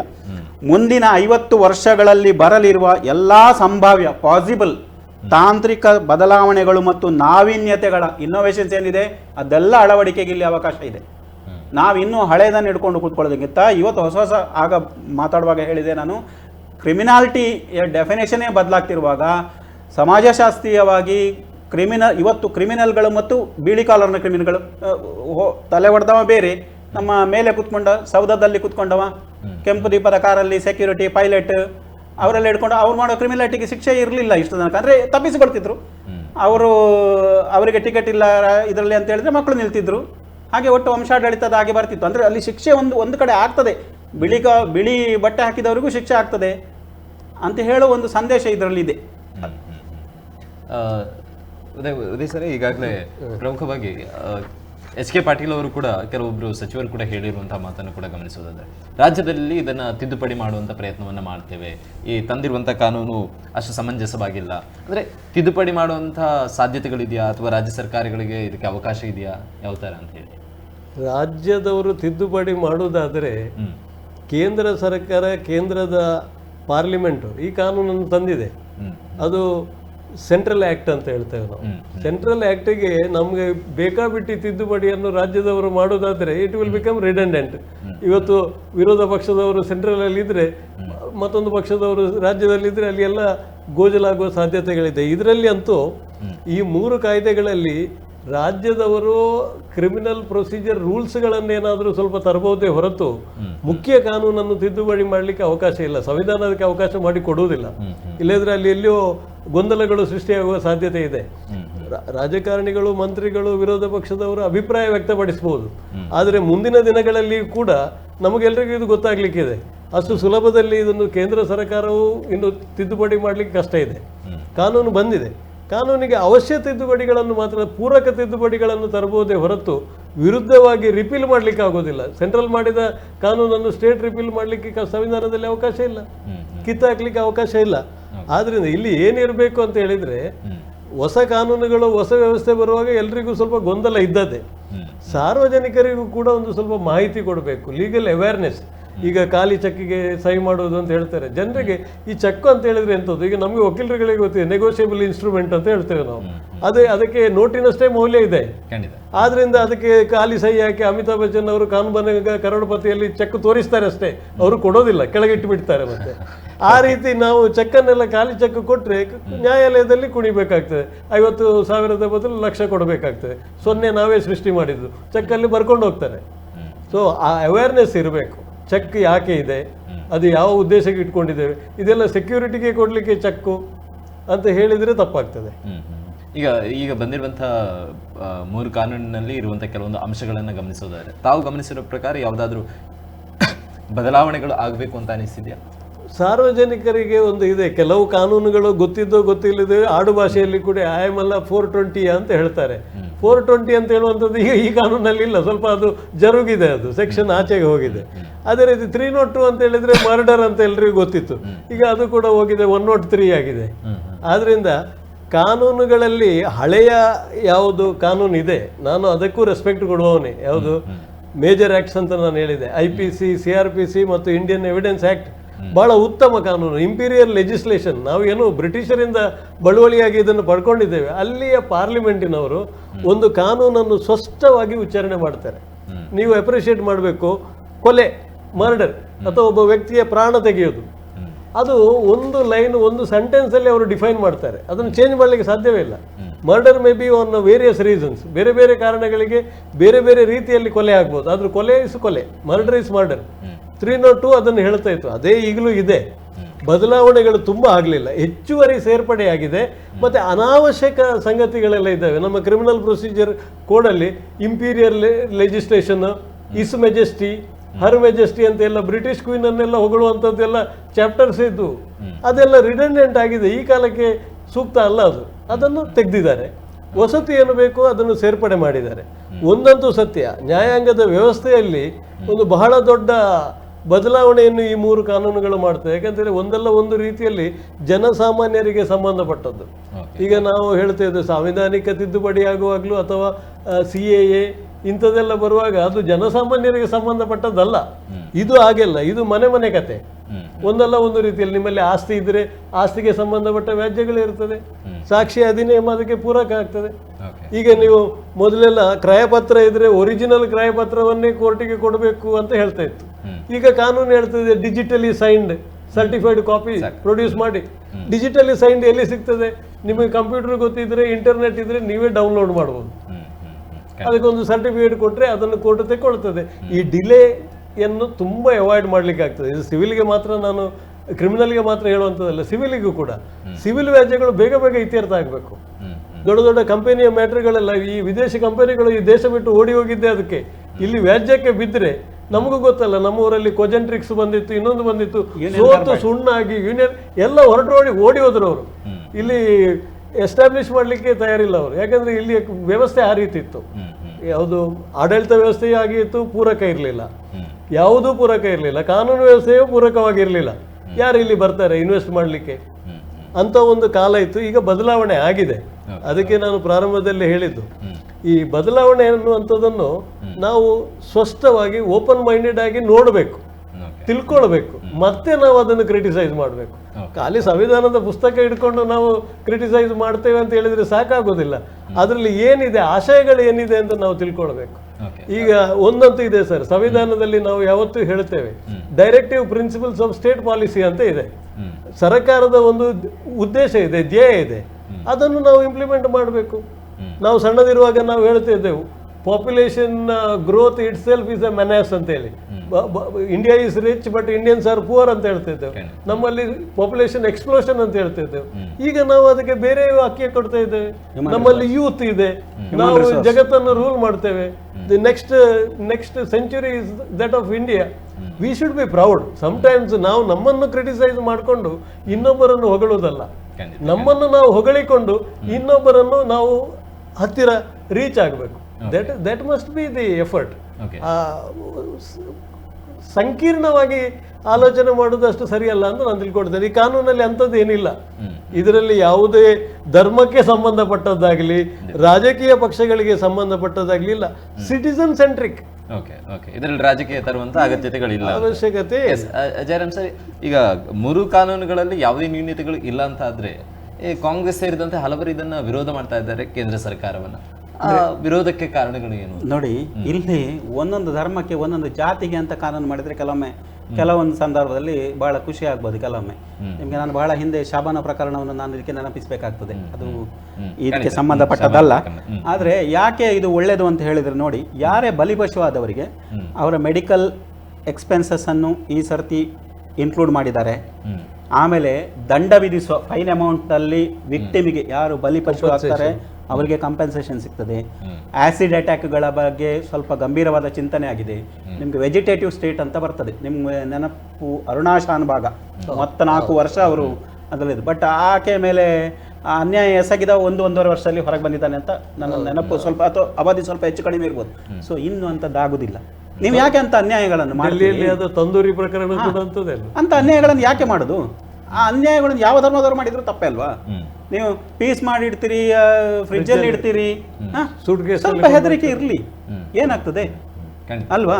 ಈಗ ಇನ್ನು ಹೇಳುದು ನಮ್ಗೆ ಅಷ್ಟೆಲ್ಲ ಗೊತ್ತಿಲ್ಲ, ಡಿಜಿಟಲ್ ವ್ಯವಸ್ಥೆ ಗೊತ್ತಿಲ್ಲ, ಮೊಬೈಲ್ ಬಳಸ್ತೀರಿ. ಒಬ್ಬೊಬ್ಬರ 2 ಮೊಬೈಲ್ ಉಂಟು ಕೆಲವರ ಹತ್ರ. ಹೀಗೆ ಇರುವಾಗ ಮತ್ತೆ ಈಗ ಭಯೋತ್ಪಾದನೆ ಮೊದಲನ್ನು ಡಿಫೈನ್ ಮಾಡೋದು ಹೇಗೆ ಇತ್ತು? ದೇಶದ್ರೋಹ ಅಲ್ವಾ? ದೇಶದ್ರೋಹಕ್ಕೆ ಹೊಸ ವ್ಯಾಖ್ಯಾನವನ್ನು ಕೊಟ್ಟಿದ್ದಾರೆ. ಭಾರತದ ಸಾರ್ವಭೌಮತ್ವ ಮತ್ತು ಸಮಗ್ರತೆಗೆ ವಿರುದ್ಧವಾದ ಕ್ರಮಗಳಿಗಾಗಿ 7 ವರ್ಷಗಳು ಅಥವಾ ಜೀವಾವಧಿವರೆಗೆ ಶಿಕ್ಷೆ.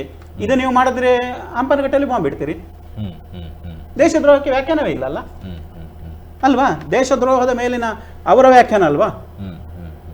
ಗುಲಾಮಗಿರಿಯ ಎಲ್ಲಾ ಚಿಹ್ನೆಗಳನ್ನು ಕೊನೆಗೊಳಿಸುವುದು, ಅವರು ಹೇಳುದು ದೇಶದ್ರೋಹದ ಮೇಲಿನ ನಿಬಂಧನೆಗಳನ್ನು ಕೊನೆಗೊಳಿಸುವುದು. ಬ್ರಿಟಿಷರ ಕಾಲದ ದೇಶದ್ರೋಹದ ಕಾನೂನು ರಾಷ್ಟ್ರಕ್ಕಾಗಿ ಅಲ್ಲ, ಅವರ ಆಡಳಿತಕ್ಕಾಗಿ ಇತ್ತು ಅಂತ ಹೇಳ್ತಾರೆ. ಆದರೆ ಇಲ್ಲಿ ಮುಂದೆ ಬಂದು ಹೇಳ್ತಾರೆ ದೇಶ ವಿರೋಧಿ ಚಟುವಟಿಕೆಗಳಿಗೆ ಕಠಿಣ ಶಿಕ್ಷೆ. ಹಾಗಿದ್ರೆ ಕಾನೂನು ಪಾಲಕರಿಗೆ ಏನು ಸಮಸ್ಯೆ ಇಲ್ಲಲ್ಲ, ಯಾಕೆ ಇದು ಮಾಡಬೇಕು? ಇನ್ನು ನೋಡಿ, ಇದು ಮೊದಲ ಬಾರಿಗೆ ಸಮುದಾಯ ಅಲ್ಲ ಕಮ್ಯುನಿಟಿ ಶಿಕ್ಷೆಯನ್ನು ಕೆಲವು ಕಡೆ ಹೇಳ್ತಾರೆ. ನೋಡಿ, ಆ ಪ್ರಕರಣಗಳಲ್ಲಿ ಮೊದಲ ಬಾರಿಗೆ ಒಂದು ಏನೋ ತಪ್ಪಿ ಅಪರಾಧ ಮಾಡ್ತಾರೆ, ಆಯ್ತಪ್ಪ ಜೈಲಲ್ಲಿ ಕಷ್ಟ, ನೀವು ಎಲ್ಲಾದ್ರೂ ಅದ್ರ ಬಗ್ಗೆ ಇನ್ನೂ ಡೆಫಿನೇಷನ್ ಬರಲಿಲ್ಲ. ಪಾರ್ಕ್ ಸಾರ್ವಜನಿಕ ಆಸ್ತಿಗಳಲ್ಲಿ ಅದು ಸಾರ್ವಜನಿಕ ಆಸ್ತಿಗಳಲ್ಲಿ ಸ್ವಚ್ಛ ಮಾಡೋದು, ಅದು ಕಮ್ಯುನಿಟಿ ಸರ್ವಿಸ್ ಇರ್ಬೋದು. ಇವತ್ತು NSS ಎಲ್ಲ ಏನೇನು ಮಾಡ್ತದೋ ಆ ರೀತಿ ಅದನ್ನು ಇನ್ನೂ ಡಿಫೈನ್ ಮಾಡಬೇಕಷ್ಟೇ, ನ್ಯಾಯಾಲಯ ಹೇಳಬೇಕಷ್ಟೇ, ಅದಿದೆ. ಆಮೇಲೆ ನೋಡಿ, 5,000 ರೂಪಾಯಿಗಿಂತ ಕಡಿಮೆ ಮೌಲ್ಯದ ಕಳ್ಳತನಕ್ಕಾಗಿ ಸಮುದಾಯ ಸೇವೆಯನ್ನು ನೀಡಿದ್ದಾರೆ. 6 ಅಪರಾಧಗಳಲ್ಲಿ ಸಮುದಾಯ ಸೇವೆಯನ್ನು ಅವರು ಹೇಳ್ತಾರೆ. ಅದು ವಿದೇಶಗಳಲ್ಲಿ ಇರುವಂಥ ಸಮುದಾಯ ಸೇವೆ.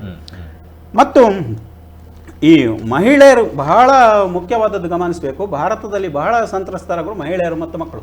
ಇಲ್ಲಿ ಏನಾಗ್ತದೆ ನೋಡಿ, ಒಂದು ಮಿನಿಮಮ್ ಏಜ್ ಅನ್ನು ಡಿಫೈನ್ ಮಾಡಿರಲಿಲ್ಲ. ಒಂದು ಕೆಲವು ಕಡೆ 16 ವರ್ಷ, ಕೆಲವು ಕಡೆ 18. ಈಗ ಯೂನಿಫಾರ್ಮ್ 18 ವರ್ಷ. ನೀವು ಆ ಮೊದಲಿನ 3 ವರ್ಷದ ಗ್ಯಾಪ್ ಅಲ್ಲಿ ಅವರನ್ನು ಮಗು ಅಂತ ಹೇಳಲಿಕ್ಕೂ ಇಲ್ಲ, ವಯಸ್ಕರು ಅಂತ ಹೇಳಲಿಕ್ಕಿಲ್ಲ ಮೊದಲಿನ ಅಲ್ವಾ? ಅಲ್ಲೊಂದು ವ್ಯಾಕ್ಯೂಮ್ ಇತ್ತು. So now it is very well defined 18 years ಅಲ್ವಾ? ಕಾನೂನು ಸಂಘರ್ಷಕ್ಕೆ ಒಳಗಾದ ಬಾಲಕ ಅಂತೇಳಿ ಮನುಷ್ಯರಿಗೆ ಅರ್ಥ ಆಗದಾಗೆ ಬರೆಯುವ ಪ್ರಶ್ನೆ ಬರುವುದಿಲ್ಲ ಈಗ. ವೆರಿ ಕ್ಲಿಯರ್ಲಿ ಡಿಫೈನ್ಡ್ ಇದು. ಸೊ ಇವೆಲ್ಲ ಕೆಲವುದಕ್ಕೆ ಕರೆಕ್ಟ್ ಆದ ಡೆಫಿನೇಷನ್ ಕೊಟ್ಟಿದ್ದಾರೆ.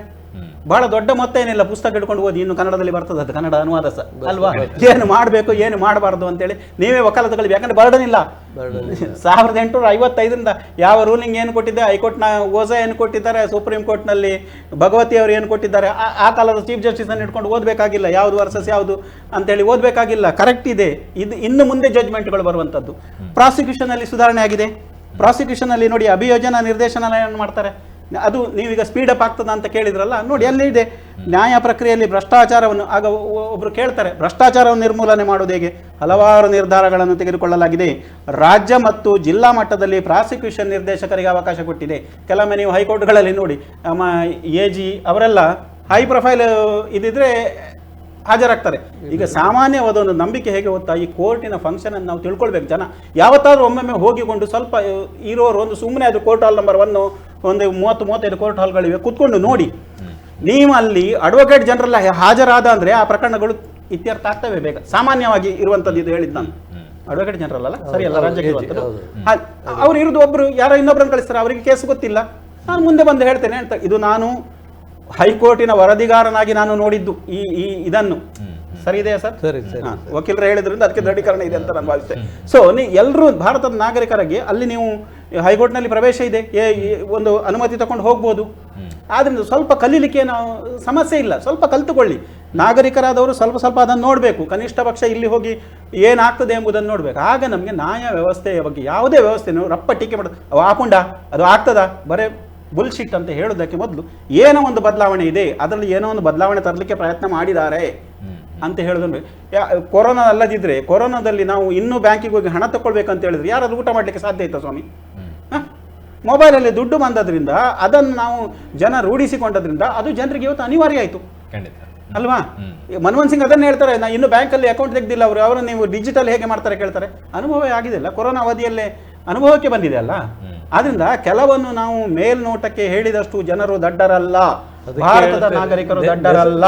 Necessity is the mother of all invention ಅಂತ ಹೇಳಿ, ಅಗತ್ಯ ಬಿದ್ದರೆ ನಾವು ಹೋಗ್ತೇವೆ, ಅಲ್ಲಿವರೆಗೆ ದೂರ ಇಟ್ಕೊಂಡಿರ್ತೀವಿ. ನೋಡಿ, ಈ ಪ್ರಾಸಿಕ್ಯೂಷನ್ಗೆ ಅವ್ರು ಏನ್ ಮಾಡ್ತಾರೆ, ರಾಜ್ಯ ಮತ್ತು ಜಿಲ್ಲಾ ಮಟ್ಟದಲ್ಲಿ ಪ್ರಾಸಿಕ್ಯೂಷನ್ ನಿರ್ದೇಶಕರಿಗೆ ಅವಕಾಶ ಇದೆ. ಜಿಲ್ಲಾ ಮಟ್ಟದಲ್ಲಿ ಪ್ರಾಸಿಕ್ಯೂಷನ್ ನಿರ್ದೇಶಕರ 3 ವರ್ಗಗಳಿವೆ. ಅಲ್ಲಿ ಡಿಫೈನ್ ಮಾಡ್ತಾರೆ ಎಷ್ಟೆಷ್ಟು ಅಮೌಂಟಿನದ್ದು ಅಂತ. ನೋಡಿ, ಪ್ರಾಸಿಕ್ಯೂಷನ್ ನಿರ್ದೇಶಕ, ಪ್ರಾಸಿಕ್ಯೂಷನ್ ಉಪನಿರ್ದೇಶಕ ಡೆಪ್ಟಿ ಡೈರೆಕ್ಟರ್, ಪ್ರಾಸಿಕ್ಯೂಷನ್ ಸಹಾಯಕ ನಿರ್ದೇಶಕ ಅಸಿಸ್ಟೆಂಟ್ ಡೈರೆಕ್ಟರ್, ಸಹಾಯಕ ನಿರ್ದೇಶಕ. ಅಲ್ಲಿ ಹೇಳ್ತಾರೆ 7 ವರ್ಷಕ್ಕಿಂತ ಕಡಿಮೆ ಶಿಕ್ಷೆ ಇರುವ ಪ್ರಕರಣಗಳಿಗೆ ಯಾವ್ದಕ್ಕೆ ಯಾರು ಹಾಜರಬೇಕು, ಎಲ್ಲದಕ್ಕೂ ಏಜಿ ಬಂದು ಹಾಜರಾಗಬೇಕು ಅಂತೇಳಿ ಮಾಡ್ಲಿಕ್ಕಿಲ್ಲಲ್ಲ. 7 ವರ್ಷ ಮುಗಿತಲ್ಲ ಅಲ್ಲಿಗೆ. It is very clear. ಅವರ ಲೆವೆಲಲ್ಲೇ ಮುಗಿದು. ಅದು ನಾನು ಇವತ್ತು ರೆಕಾರ್ಡ್ ತರಲಿಲ್ಲ, ನಾನು ಓದಲಿಲ್ಲ, ನಿದ್ದೆ ಬರಲಿಲ್ಲ, ಪ್ರಶ್ನೆಯೇ ಇಲ್ಲ ಅಲ್ಲ. ಸರಿ ಅಲ್ವಾ ಸರ್? ಸರಿ ಸರಿ ಸರಿ. ಆದ್ರಿಂದ ಕಾನೂನು ಪಾಲಿಸುವವರಿಗೆ ಅನುಕೂಲಕರವಾಗಿದೆ, ಜನಸ್ನೇಹಿಯಾಗಿದೆ ಅಂತ ಹೇಳೋದು ನನ್ನ ಅಭಿಪ್ರಾಯ. ಅದು ವೈಯಕ್ತಿಕವಾಗಿರ್ಬೋದು. Okay okay. ಉದಯನಂದ್ ಸರ್, ಕೊನೆಯದಾಗಿ ಹೇಳೋದಾದ್ರೆ ಈ ಕಾರ್ಯಕ್ರಮದ ಕುರಿತಾಗಿ, ಐ ಮೀನ್ ಈ ಟೋಟಲಿ ಸಬ್ಜೆಕ್ಟ್ ಕುರಿತಾಗಿ, ಈ 3 ಕಾಯ್ದೆಗಳೇನಿದ್ದಾವೆ ಸಾರ್ವಜನಿಕರಲ್ಲಿ ಗೊಂದಲ ಸೃಷ್ಟಿಸುವ ಒಂದು ಅಂಶ ಕೂಡ ಕಂಡು ಬರ್ತಾ ಇದೆ. ಯಾಕೆಂತ ಹೇಳಿದ್ರೆ ಮಾಧ್ಯಮಗಳಲ್ಲಿ ಕೂಡ ವ್ಯತ್ಯಾಸ ಇರ್ಬೋದು, ಜನ ಹೇಳೋದರಲ್ಲಿ ಕೂಡ ವ್ಯತ್ಯಾಸ ಇರ್ಬೋದು. ಆದರೆ ಮುಂದಿನ ದಿನಗಳಲ್ಲಿ ಈ 3 ಹೊಸ ಕಾಯ್ದೆಗಳು, ಹಳೆಯ ಕಾಯ್ದೆಗಳನ್ನು ತೆಗೆದು ಹೊಸ ಕಾಯ್ದೆಗಳು, ನನ್ನ ಪ್ರಕಾರ ಇದು ವಿದೇಶಿಯರ ಹೇರಿಕೆ ಅಲ್ಲ, ಇದು ನಮ್ಮ ಸಾವಯವ, ನಮ್ಮ ಮಣ್ಣಿನ ಕಾನೂನು. ಆದ್ರಿಂದ ನಮ್ಮ ದೇಶ, ನಮ್ಮ ರಕ್ಷಣೆ ನಮ್ಮ ಕೈಯಲ್ಲಿದೆ. ಆದ್ರಿಂದ ಇದು ಪರಕೀಯರ ಕೈಯಲ್ಲಿಲ್ಲ, ಬ್ರಿಟಿಷ್ ಆಡಳಿತದ ಕಾನೂನಲ್ಲ, ನಮ್ಮಿಂದ ನಮಗೋಸ್ಕರ, ನಮ್ಮ ಜನರಿಗೋಸ್ಕರ ಇರ್ತಕ್ಕಂಥ ಕಾನೂನು ಆಗಿರೋದ್ರಿಂದ ಇದರಲ್ಲಿ ಯಾರನ್ನೋ ಒಂದು ದೃಷ್ಟಿಯಲ್ಲಿ ಇಟ್ಟುಕೊಂಡು ಅಥವಾ ವಕ್ರ ದೃಷ್ಟಿಯನ್ನು ಇಟ್ಟುಕೊಂಡು ಮಾಡಿರತಕ್ಕಂಥ ಕಾನೂನು ಅಂತ ಹೇಳಲಿಕ್ಕೆ ಸಾಧ್ಯವೇ ಇಲ್ಲ.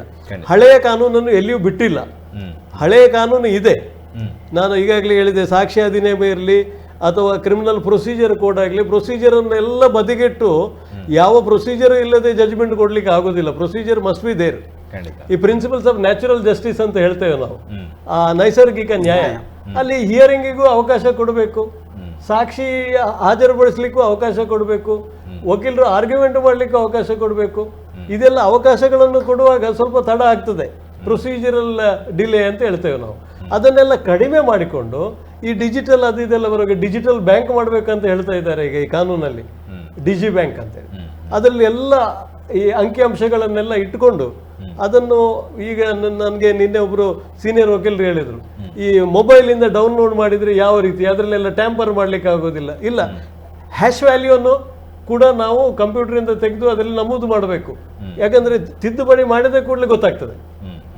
ಇಷ್ಟರವರೆಗೆ ಟೆಕ್ನಾಲಜಿ ಇದೆ, ಸೈನ್ಸ್ ಇದೆ. ಆದರೆ ನಾವು ಒಂದು ಮಾತಿದೆ, ಚಾಪೆ ಅಡಿಗೆ ಸೇರ್ಬೇಕಿದ್ರೆ ಈ ಆರೋಪಿಗಳು ರಂಗೋಲಿ ಅಡಿಗೆ ಸೇರ್ತಾರೆ ಅಂತೇಳಿ. ಅದಕ್ಕೆ ಜಾಗೃತಿ ವಹಿಸಬೇಕು. ಟೆಕ್ನಾಲಜಿಯನ್ನೇ ಫುಲ್ ಡಿಪೆಂಡ್ ಆಗಿದ್ರೆ ಕಷ್ಟ ಆಗ್ತದೆ. ಈಗ ಸೈಬರ್ ಕ್ರೈಮ್ಗಳು ಆಗ್ತಾ ಇದೆ. ನಮ್ಮ ಸಿಸ್ಟಮ್ ಎಷ್ಟು ಇಕ್ವಿಪ್ ಆಗಿದೆ, ನಮ್ಮಲ್ಲಿ ಸೈಬರ್ ಪೊಲೀಸ್ ಇದೆ, ಸೈಬರ್ ದೊಡ್ಡ ದೊಡ್ಡ ಇವರೆಲ್ಲ ಇದ್ದಾರೆ. ಆದ್ರೂ ಸಾಕಾಗುವುದಿಲ್ಲ. ಎಲ್ಲೋ ಜಾರ್ಖಂಡಲ್ಲಿ ಕೂತು ಮಂಗಳೂರಿನ ದುಡ್ಡು ಸೈಫನ್ ಆಗ್ತದೆ. ಇಂಥ ಕೇಸುಗಳೆಲ್ಲ ಇದೆ. ಆದ್ರೆ ನಾವು ಹೇಗೆ ಟ್ರ್ಯಾಕ್ ಮಾಡೋದು? ಸ್ವಲ್ಪ ನಾವು ಟೆಕ್ನಿಕಲಿ ಕೂಡ ನೋ ಹೌ ಅಂತ ಹೇಳ್ತೇವೆ, ಅದನ್ನು ಬೆಳೆಸಿಕೊಳ್ಳುವಂತ ಸಂದರ್ಭ ಕೂಡ ಬರ್ತದೆ. ಮತ್ತೆ ನನಗೆ ಇದು ಸಂಬಂಧಪಟ್ಟದ್ದಲ್ಲ ಅಂತ ನಾವು ತಿಳ್ಕೊಳ್ಬಾರ್ದು. ಎಲ್ಲರೂ ನಮಗೆ ಸಂಬಂಧಪಟ್ಟದ್ದೇ, ಇದರಲ್ಲಿ ನಾವು ಅನ್ವೇಷಣೆ ಮಾಡ್ಲಿಕ್ಕಿದೆ, ತಿಳ್ಕೊಳ್ಳಿಕ್ಕಿದೆ ಅಂತ ಇದ್ರೆ ಈ ಕಾನೂನು ಉತ್ತಮ ರೀತಿಯಲ್ಲಿ ಮುಂದುವರಿತದೆ ಅಂತ ಹೇಳೋದಕ್ಕೆ ಯಾವುದೇ ಸಂಶಯ ಇಲ್ಲ ಅಂತ ಹೇಳಿಕೆ ಬಯಸ್ತೇನೆ. ಥ್ಯಾಂಕ್ ಯು ಸರ್, ಇಬ್ಬರಿಗೂ ಕೂಡ ನಮ್ಮ ಜೊತೆ ಇಷ್ಟೊತ್ತು ಕಾರ್ಯಕ್ರಮದಲ್ಲಿ ಭಾಗವಹಿಸಿರೋದಕ್ಕೆ. ಸೊ ಇದಾಗಿತ್ತು ಇವತ್ತಿನ ಜನಧ್ವನಿಯ ವಿಶೇಷ. ಆ್ಯಂಡ್ ಹಲವರ ಅಭಿಪ್ರಾಯಗಳಿದೆ. ಒಂದು ರೀತಿಯಲ್ಲಿ ಇದು ಒಳ್ಳೆಯ ಕಾನೂನು ಅಥವಾ ಇದನ್ನು ವಿರೋಧಿಸಲೇಬೇಕು ಅನ್ನುವಂಥವ್ರು, ಬಟ್ ಆ ಒಳ್ಳೆಯ ಕಾನೂನು ಅನ್ನುವಂಥವರಿಗೆ ಓಕೆ, ಆ ವಿಚಾರದ ಕುರಿತಾಗಿ ನಾವು ಮಾಹಿತಿಯನ್ನು ನೀಡಿದ್ದೇವೆ. ಈ ವಿರೋಧಿಸ್ತೇನೆ ಅನ್ನುವಂಥ ಒಂದು ದೃಢ ವಿಶ್ವಾಸದಿಂದ ಇದ್ದೀರಲ್ವ, ಅಂಥವರಿಗೆ ನನ್ನ ಪ್ರಶ್ನೆಯಪ್ಪ, ಈ ಕಾನೂನು ಸರಿಯಿಲ್ಲ ಅನ್ನುವಂಥವರಿಗೆ ಒಂದೆರಡು ಅಂಶಗಳನ್ನು ನಿಮ್ಮ ಮುಂದೆ ಹೇಳಿ ಅದಕ್ಕೊಂದು ನಿಮ್ಮ ಬಳಿಯೇ ಉತ್ತರವನ್ನು ನಿರೀಕ್ಷೆಯನ್ನು ಮಾಡ್ತೀನಿ. ಈ ಕಾನೂನಿನ ಪ್ರಕಾರ ದೇಶದ್ರೋಹಕ್ಕೆ ಸಂಬಂಧಪಟ್ಟಂತೆ ಕಠಿಣ ಶಿಕ್ಷೆಯನ್ನು ಅಥವಾ ದೇಶದ್ರೋಹಕ್ಕೆ ಸಂಬಂಧಪಟ್ಟಂತೆ ಪರ್ಟಿಕ್ಯುಲರ್ಲಿ ಮೆನ್ಷನ್ ಮಾಡಿದ್ದಾರೆ. ಈ ವಿಚಾರವನ್ನು ಗಮನಿಸೋದಾದರೆ ಇದು ಭಾರತಕ್ಕೆ ಅಥವಾ ನಮ್ಮ ಕಾನೂನಿನಲ್ಲಿ ಇದರ ಅಗತ್ಯತೆ ಇದೆ. ಗೊತ್ತಾ, ನಮ್ಮ ರಾಜ್ಯದಲ್ಲಿ ಅಥವಾ ನಮ್ಮ ದೇಶದಲ್ಲಿದ್ದು ಯಾವುದೋ ಪಾಕಿಸ್ತಾನದ ಪರವಾಗಿ ಘೋಷಣೆಯನ್ನು ಕೂಗುವಂಥವರು ನಮ್ಮ ದೇಶದಲ್ಲಿ ಇರುವಂತಹ ಸಂದರ್ಭದಲ್ಲಿ ಇಂತಹ ಕಾನೂನುಗಳು ಇಲ್ಲ ಅಂತ ಹೇಳಿದರೆ ಇದು ಯಾರ ಪರವಾಗಿದೆ ಕಾನೂನು ತಿಳ್ಕೊಳ್ಬೇಕಾಗಿದೆ. ಇದಲ್ಲದೆ ಇನ್ನೊಂದು ಪಾಯಿಂಟನ್ನು ಕೂಡ ನಾವು ಗಮನಿಸೋದಾದರೆ 18 ವರ್ಷದ ಒಳಗಿನ ಬಾಲಕಿಯರ ಮೇಲೆ ಅತ್ಯಾಚಾರ ನಡೆಸಿದ್ದಾರೆ, ಕನಿಷ್ಠ ಅಂತ ಹೇಳಿದರೆ 20 ವರ್ಷ ಜೈಲು ಶಿಕ್ಷೆ. ಕನಿಷ್ಠ, ಇದು ಗರಿಷ್ಠ ಅಲ್ಲ, ಕನಿಷ್ಠ ಆತನಿಗೆ 20 ವರ್ಷ ಜೈಲು ಶಿಕ್ಷೆ.